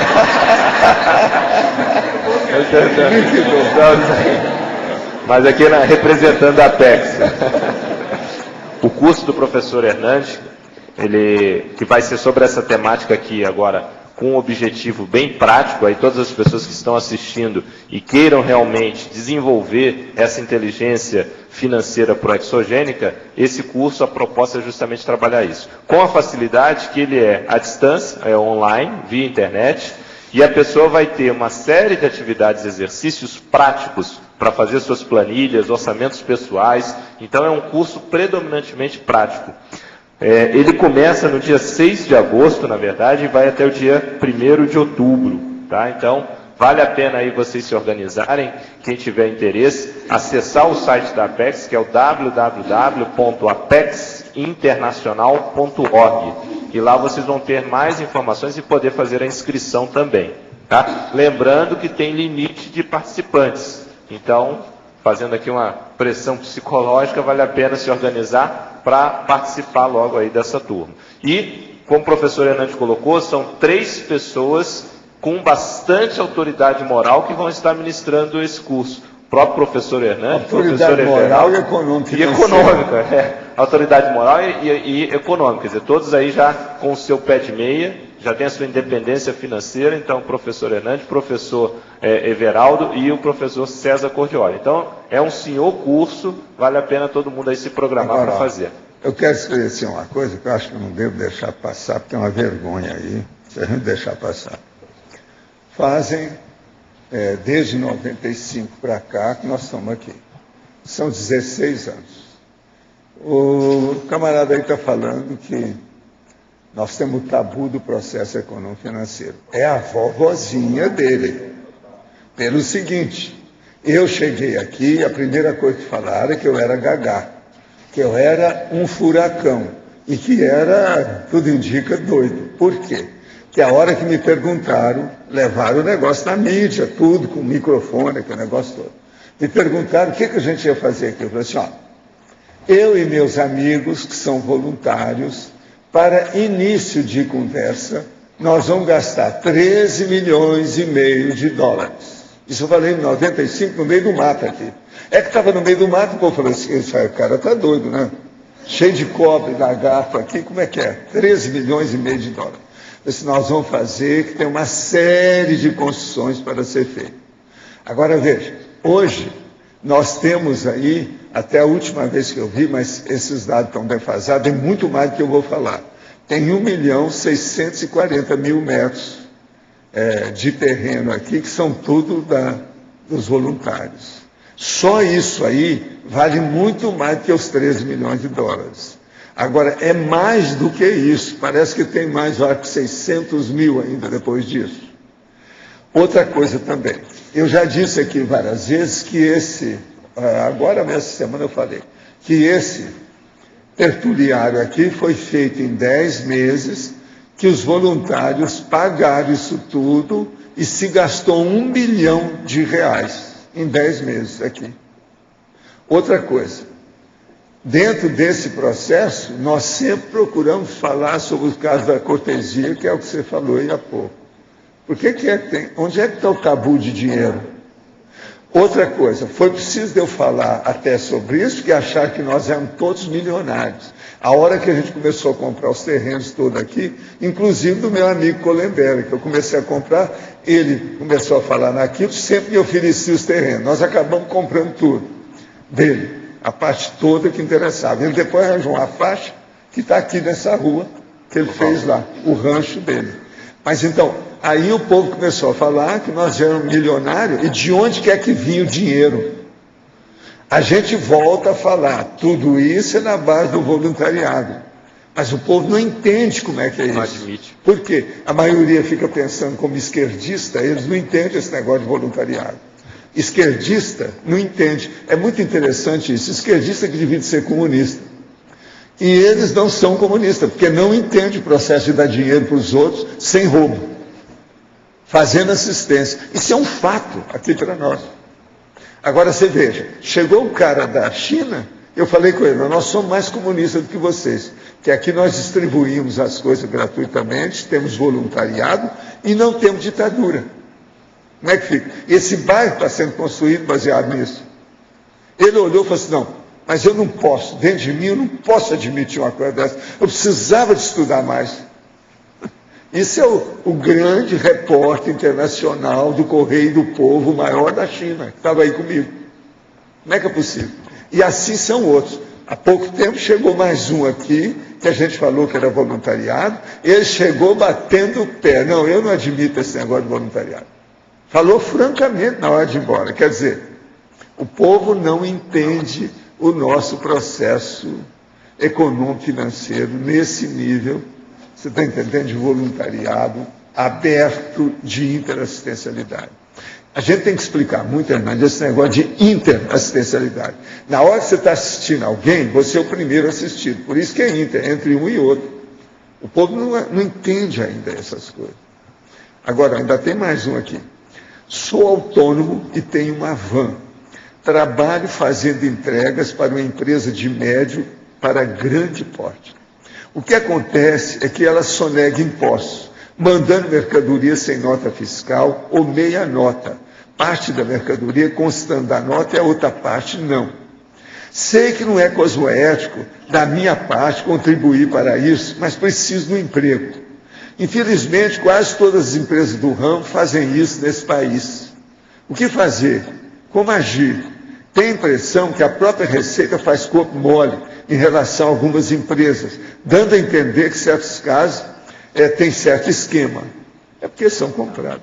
Mas fala aí. O mais sério aí é o seguinte, você dá os 100% da sua nota, porque se você chegar e está trabalhando certinho, você está fazendo o seu transporte, mas a nota do seu transporte é 100%, você chega e declara 100% do seu trabalho, isso é importante. Agora, abre o olho, se você está fazendo um transporte de mercadoria e na hora que vier uma fiscalização, você pode ser preso por isso também, que você está transportando uma coisa sem nota fiscal. Conivência. É verdade.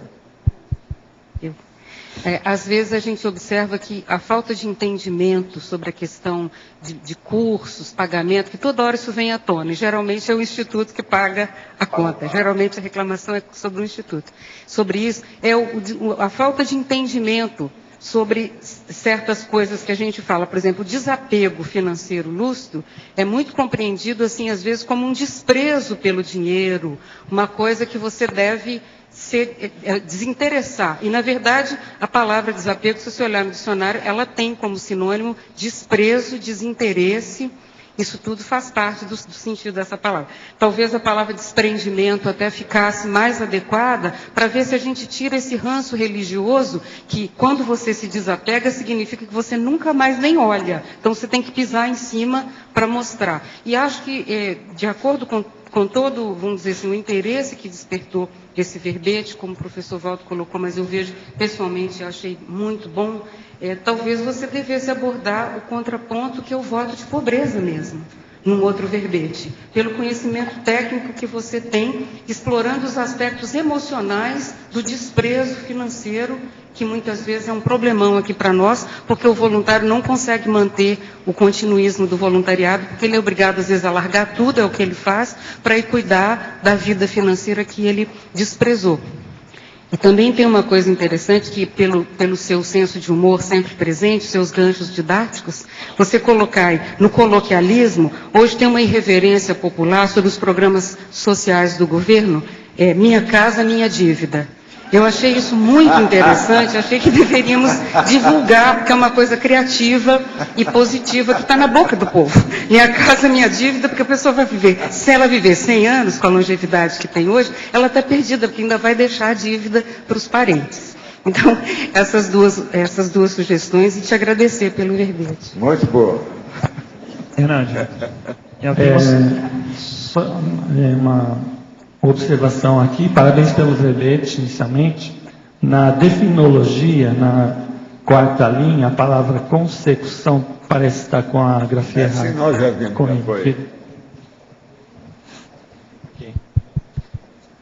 Sou Hernandes. Hernandes, queria dar uma sugestão também para o seu verbete. Pelo fato de ser um assunto muito importante para o jovem refletir, na questão da independência financeira, e também em função das perguntas que tiveram a respeito de alguns jovens a respeito desse assunto, poderia ter alguma referência no verbete ao verbete bilibertação inversora, que é justamente a condição do inversor que atinge, né, o domínio das energias e também a dependência econômica e financeira. De repente seria interessante colocar isso no verbete. Bilibertação, é isso? Isso. Tá, João. Obrigado. Fernande, aqui no D. Bom, a gente sabe que a assistência financeira é talvez dos tipos de assistências mais difíceis de se fazer, né? Então, a gente olha de uma maneira geral, para quem ensinar a saúde financeira é uma coisa difícil, ter saúde financeira é uma coisa difícil, ensinar a saúde financeira é uma coisa difícil. Quem tem pouco dinheiro é difícil dar o que tem, distribuir. Quem tem muito dinheiro também é difícil a gente ver distribuir, senão a gente não tinha tanta desigualdade, enfim. No meio disso, a gente vê que você é uma pessoa que corre atrás de quem está precisando, né? Então, assim, no sentido de que não é só quem chega porque precisa de alguma orientação financeira, mas a gente vê que no seu caminho, na sua proexis, né, você corre atrás de quem está precisando para, de um jeito ou de outro, poder ajudar, orientar ou mesmo dar. Então, eu queria saber como é que funciona na sua vida, na sua proexis, esta rede, ou como é que a vida financeira entra na rede assistencial de forma tão efetiva? Bom, isso aí é passado judeu. Isso sem dúvida nenhuma. Eu estava estudando toda a influência judaica no Nordeste, principalmente lá com os holandeses, né? Então eu vi justamente essa tendência. Agora, sempre tive o para fora da assistência. E a gente vê que a maior necessidade da própria assistência envolve a parte financeira. Então, na hora que a Amado trouxe aí a questão toda de ser cobrado o curso, quando a gente vai dar palestra, o pessoal começa a falar isso. Aí eu cheguei e disse, então você quer fazer... O que é que existe de assistência gratuita? Não existe assistência gratuita. Toda assistência é patrocinada. Agora, você autopatrocinar a sua própria assistência, isso é que é a questão da maturidade. Certo? Então, na hora que o professor Val trouxe a questão da vida dele, que passou dificuldades, mas na hora que sobrou o dinheiro, a primeira coisa que ele chegou para estar trazendo as ideias da conscienciologia, que foi através do livro Projeciologia, boa parte do pé de meia dele, ele vendeu um prédio. Eu tive que convencer meu amigo que é judeu nessa vida. Eu, igual você, já fui judeu na outra. Agora, veja, meu pai é Vieira, eu Vieira. Vieira é cristão novo, é judeu, lá de Portugal. Então, veja bem como é que é essa situação. Agora, eu aprendi essas coisas e procurei levar a coisa para frente. O negócio é a saída. Agora, Hernande, aqui tem de Portugal, da Argentina e do Brasil. Tem mais 3. Você querendo falar aí, depois de Deixa eu só concluir aqui a parte dela. Então, dentro da questão toda assistencial, eu tenho uma facilidade de memória contextual de negócio. Dificilmente eu gravo nome, certo? Fisionomia, eu sou péssimo. Mas se você me falar... Mas falou em cifrão. Você me fala hoje, daqui a 10 anos, olha, eu estou querendo vender uma bicicleta. Alguém daqui a 10 anos procura, eu acho que eu lembro de alguém que queria vender uma bicicleta. Então eu tenho uma memória para isso. Então eu também faço a intermediação entre duas pessoas que querem fazer o negócio sem eu mesmo precisar ganhar por essa intermediação. Então isso aqui eu já estou trazendo lá de trás, mas eu acho que está dentro de um processo de vacina, certo? Que foi enfatizada para mim dentro de um desmando que eu participei. Só mais uma questão com relação a isso, Fernando. Como é que funciona? Porque eu percebo que você é um atrator de consciências que precisam de ajuda nesse sentido. Como é que você dá conta em todos os sentidos, inclusive de bancar isso, ou de ganhar dinheiro para poder bancar isso também? Isso aí é o seguinte, quando você tem a predisposição assistencial, você tem a abertura, o que atrai é a própria energia. Certo? Você dá atenção à pessoa, também, o dinheiro é secundário. Os amparadores ajudam. Você tem muito disso. É porque, assim, essa coisa de arrumar a vida de quem está na volta, entende? Eu me preocupo, se a pessoa traz um problema, eu me preocupo com aquilo dali. Então, eu tento fazer da melhor forma possível para poder atender. E eu sempre tenho alguma pessoa que diz, eu não posso te ajudar, mas fulano de tal pode. Então, teve pessoas que me pediram, quando eu dei o curso, me pediram consultoria. Eu não sou consultor financeiro, eu não sou economista. Eu tenho uma parte mais prática, tenho uma ação direcionada para aquilo dali. Mas eu conheço diversas pessoas e direcionei as pessoas para quem tem competência para poder fazer isso. Porque dentro da questão da assistência, não é necessário que você tenha competência para fazer, mas que você seja um veículo de conduzir a pessoa para alguém que tem essa competência para poder fazer. É o encaminhamento para aquilo que você não tem experiência para aquilo. A interface assistencial. Exatamente. Ok. Você é o rábula da economia. É o músico de ouvido. Você está entendendo? Faz parte. É o que eu faço. Oi, em Portugal, estamos em sério risco de sair do euro a médio prazo. Na fatologia, página 33, 11ª linha, de baixo para cima, o professor fala em deságio, a desvalorização de moeda. Gostaria de saber algumas orientações preventivas para eu, portuguesa, 34 anos, com todas as contas, investimento e salário em euros, não vir a ser uma proexista incauta. Aí é que é, isso aí é bravo, hein? A maior cultura europeia é a cultura também da dependência do Estado. Certo? Então, isso, a sobrecarga financeira do Estado na Europa está muito grande. Então, embora tenha o processo capitalista, mas tem toda a previdência social ali, a saúde toda dependendo do Estado. Recentemente uma pessoa veio me procurar, que também é de Portugal, está com problema de saúde, aonde dentro do nosso protocolo, para o estado de saúde dessa pessoa, é no mínimo você fazer um acompanhamento semestral. Está previsto para essa pessoa, lá em Portugal, que ela só vai ser atendida daqui a 1 ano. Certo? Mas as pessoas precisam se organizar para exigir do Estado, mas também dando alguma coisa. Então não é só exigir que o Estado seja o paizão, certo? A gente precisa de construir o Estado maduro através da individualização. O problema todo é que a União Europeia se assentou, principalmente esses países igual Portugal e a Espanha, no dinheiro que a Alemanha deu a fundo perdido na Bacia das Almas. E eles agora, ou por isso ou por aquilo, não têm capacidade de fazer isso mais. Agora, com a União já funcionando, eles têm que reagir por eles mesmos.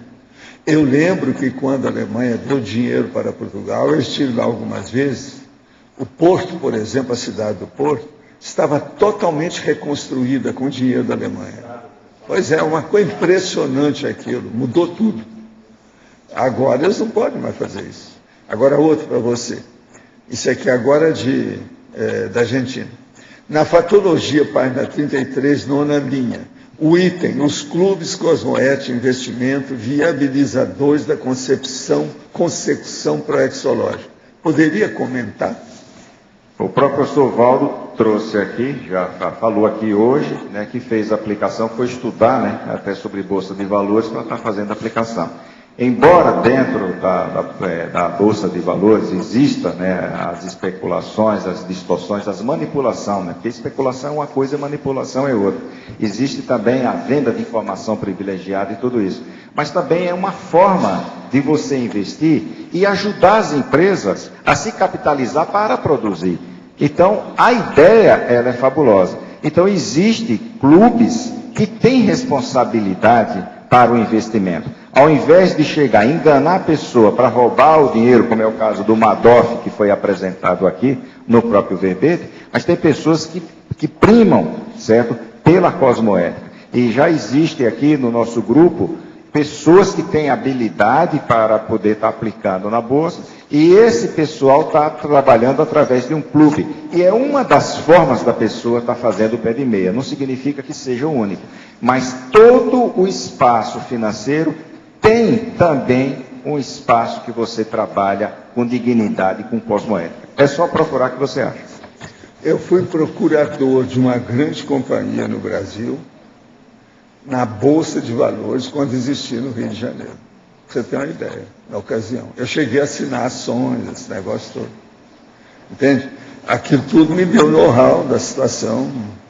Agora, eu estudei antes. Agora, eu estudei porque havia um amigo meu que tinha uma rede de supermercado no Rio de Janeiro. Era o Gaio Marte. Agora, o que se passa? O Jorge Gaio, Então me falou que eu não cuidava da minha vida. E então ele, em vista disso, me mostrou uma série de condições que eu doava tudo que eu tinha. Eu falei assim, você não pode ser assim, um dia você tem que estudar economia, não pode ser desse jeito. Quando eu deixei sair de Uberaba, uma das primeiras coisas que eu fui fazer foi estudar economia, seguindo a orientação do Jorge Gani. Entende? Agora, isso me ajudou demais. Logo em seguida me pediram, foi aí que eu entrei na Bolsa, representando a companhia. Estava lá, vi as coisas. Quando eu tive o acidente, foi que eu deixei de ser procurador na Bolsa, por causa do meu acidente. Agora aqui. Só completar aqui uma coisa, né? Dentro da questão da minha ProEx, foi também trazido determinadas pessoas que eu precisava também de dar um suporte dentro da questão toda das intertrisões, da questão de assistencialidade e tudo isso. E você também tem a responsabilidade de proteger essas pessoas dentro desse círculo e que envolve também a parte financeira para que você cumpra a sua ProEx com a responsabilidade que você tem com essas pessoas. Tenho 25 anos, não sou casado, nem tenho filhos. Sou dependente financeiro de meu pai e estou estudando para passar no vestibular. Tenho bastante interesse em vivenciar a técnica da Invex, porém sinto dificuldade para o mesmo. Tenho passado ultimamente por forte conflito íntimo, creio ser reflexo do porão consciencial. Minha consciência está exigindo alinhamento para com a disciplina e a cosmoética. O professor acha que eu estou a tempo da prática da Invex? Como devo trabalhar com a técnica de modo diário? Poderia sugerir as perguntas que devo fazer, me anotar no registro diário? Tem alguém aí da Sinvex que queira falar isso aqui? Seria bom vocês falarem, porque é uma tolice isso aqui dele. Ele pode participar sem problema nenhum, né? Tá. Se ele tiver interesse em entender um pouco mais sobre Invex, isso no caso dele, ver como é que pode ser possível, e até a pergunta que ele fez de como é que pode aplicar Invex no dia a dia. A gente tem um serviço de apoio ao investidor existencial, que ele pode, é um serviço que a Invex presta a essas pessoas que têm interesse de avaliar a Invex no seu caso, pessoal, né? Poderia entrar em contato com a Invex pelo e-mail serviço de apoio ao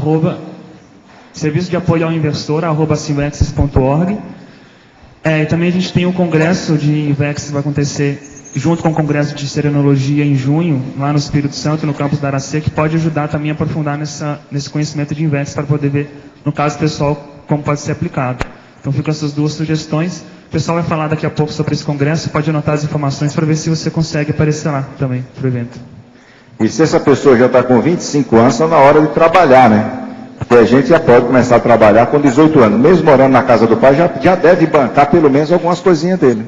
O pior é que eu comecei a trabalhar com 5 anos. E recebi minha caderneta de trabalho com 16. Vamos entender bem isso. Trabalho não envergonha ninguém. Ninguém. Pelo contrário, eu me orgulho dessa história toda. É uma das coisas que eu acho que eu fiz bem na vida. Agora, Hernandes, eu queria te agradecer. E eu espero o seu livro sobre economia e evolução. Tá certo? Bom desafio. Vamos esperar, né? Os nossos comerciais, por favor. Obrigada.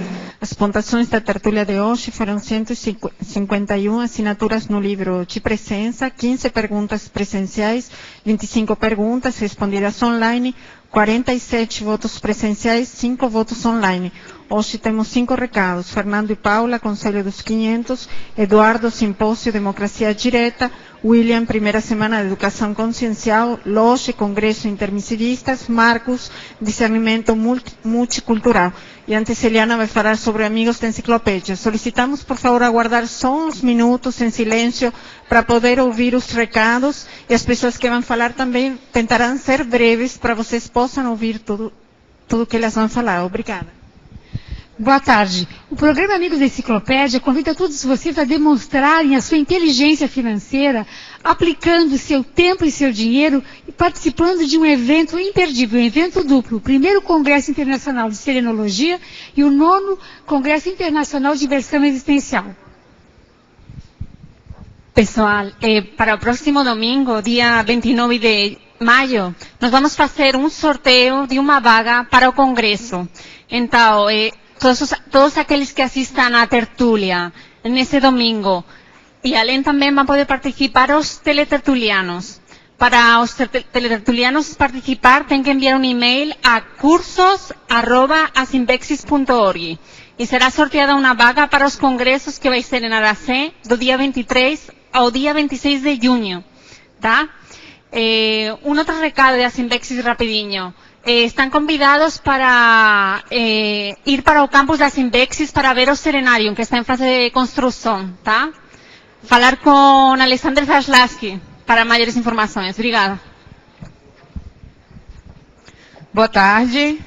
O Conselho dos 500, a instância de democracia pura na Cognópolis Foz, convida vocês, conselheiros, a participarem da Assembleia em 5 de junho, às 15 horas, no Discernimento.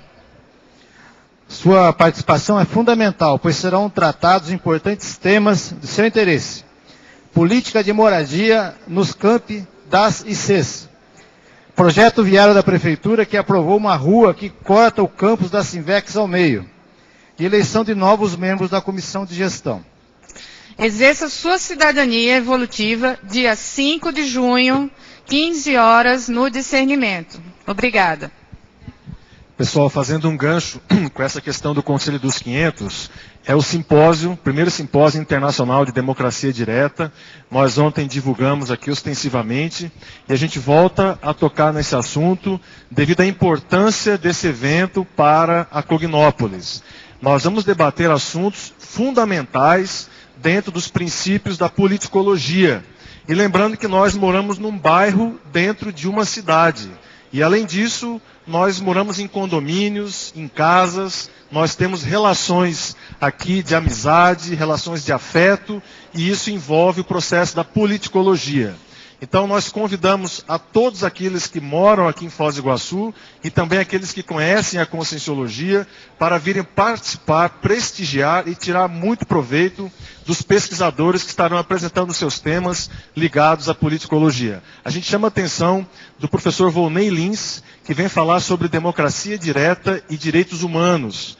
É um pesquisador de São Paulo, tem livros publicados, um grande especialista na área. E também o professor J. Vasconcelos, que é consultor, inclusive de países, né, da Europa, ele esteve na Suíça, também esteve no Egito, né, na Líbia. Então, são pessoas que vão contribuir, vão trazer suas pesquisas aqui para Cognópolis nos dias 3, 4 e 5 de junho. Essa reunião do Conselho dos 500 vai acontecer no final do evento.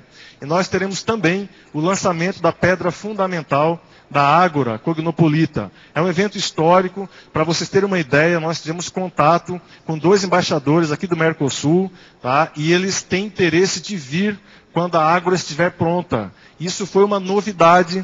Nós estivemos em Brasília divulgando essa Ágora.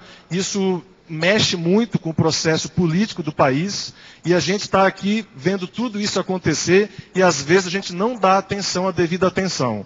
Então fica aqui esse registro, o evento já está começando a ter um grande número de inscrições, vai ser aqui no Discernimento, e, como disse o Loche, né, não percam.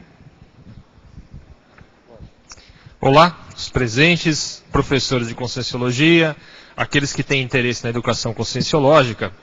Do dia 7 a 9 de outubro desse ano, nós vamos ter a 5ª jornada de educação conscienciológica. Já está encerrada a chamada de trabalhos, chegaram excelentes trabalhos, muitos voltados para a qualificação do professor quanto à preparação das suas aulas, outros voltados para a praxis parapedagógica, o momento da docência. E nós gostaríamos de enfatizar que existem descontos para aqueles que tiverem interesse em se inscrever para o curso com antecedência. Você que nos acompanha pela internet agora, que queira mais informações sobre esses descontos, o pessoal aqui também pode enviar e-mail para contato@reaprendência.org. Lembrando que reaprendência se escreve com T. Professor, participe. Pessoal, boa tarde. Nós aqui gostaríamos de passar 3 recados rapidamente. O primeiro, agora às 3 horas, pelo site da Asinvex, o www.asinvex.org, nós estaremos ministrando uma web conference sobre planejamento desde a juventude. Então, quem tiver interesse no tema, vale a pena conferir no site da Asinvex. Também gostaríamos de reforçar a divulgação do curso do professor Hernandes, que apresentou hoje o verbete, e o curso vai abordar justamente o tema do verbete de hoje, que é inteligência financeira aplicada ao contexto da programação existencial. Então, vai contar com a coordenação e docência do professor Hernandes, também a participação do professor Everaldo Bergonzini e do professor César Cordioli. O curso inicia em agosto deste ano, então já está aberto aí as inscrições também. Ele é todo pela internet, tá? E o terceiro recado é do Congresso dos Intermissivistas, que nós vamos realizar aqui em Foz do Iguaçu, no Discernimento, entre os dias 22 a 24 de julho. Então, como o professor William colocou, professor, participe no Congresso, a gente aproveita e coloca, intermissivista, participe do Congresso dos Intermissivistas. Obrigado. Gente, boa tarde. Para anunciar pelo discernimento as atividades de hoje do discernimento multicultural, tá? Então a gente tem duas atividades hoje, o Cineclube, às 8h30, com o filme clássico da Conscienciologia, Paixão Eterna, que envolve temas como proexis, invexis, duplismo, duplologia, né? É um filme antigo, mas que tem muito a ver, né? O pessoal já deve ter assistido em CIP, etc., mas vale a pena ver com a gente. Hoje tem alguns aniversariantes hoje também lá, tá? Quem quiser ir. E tem o nosso ping-pong também, o tênis de mesa, que o pessoal já jogou ontem até de noite, de tarde e hoje durante o dia inteiro. Então quem quiser é só ir até a guarita do discernimento, botar o nome na lista, não precisa pagar hoje, tá? E se divertir, fazer higiene aí, tá bom? Então a gente conta com todo mundo. Obrigado. O verbete eleito para amanhã é com 5 baias, especialidade experimentologia, autora Neida Cardoso. Obrigada e boa tarde a todos.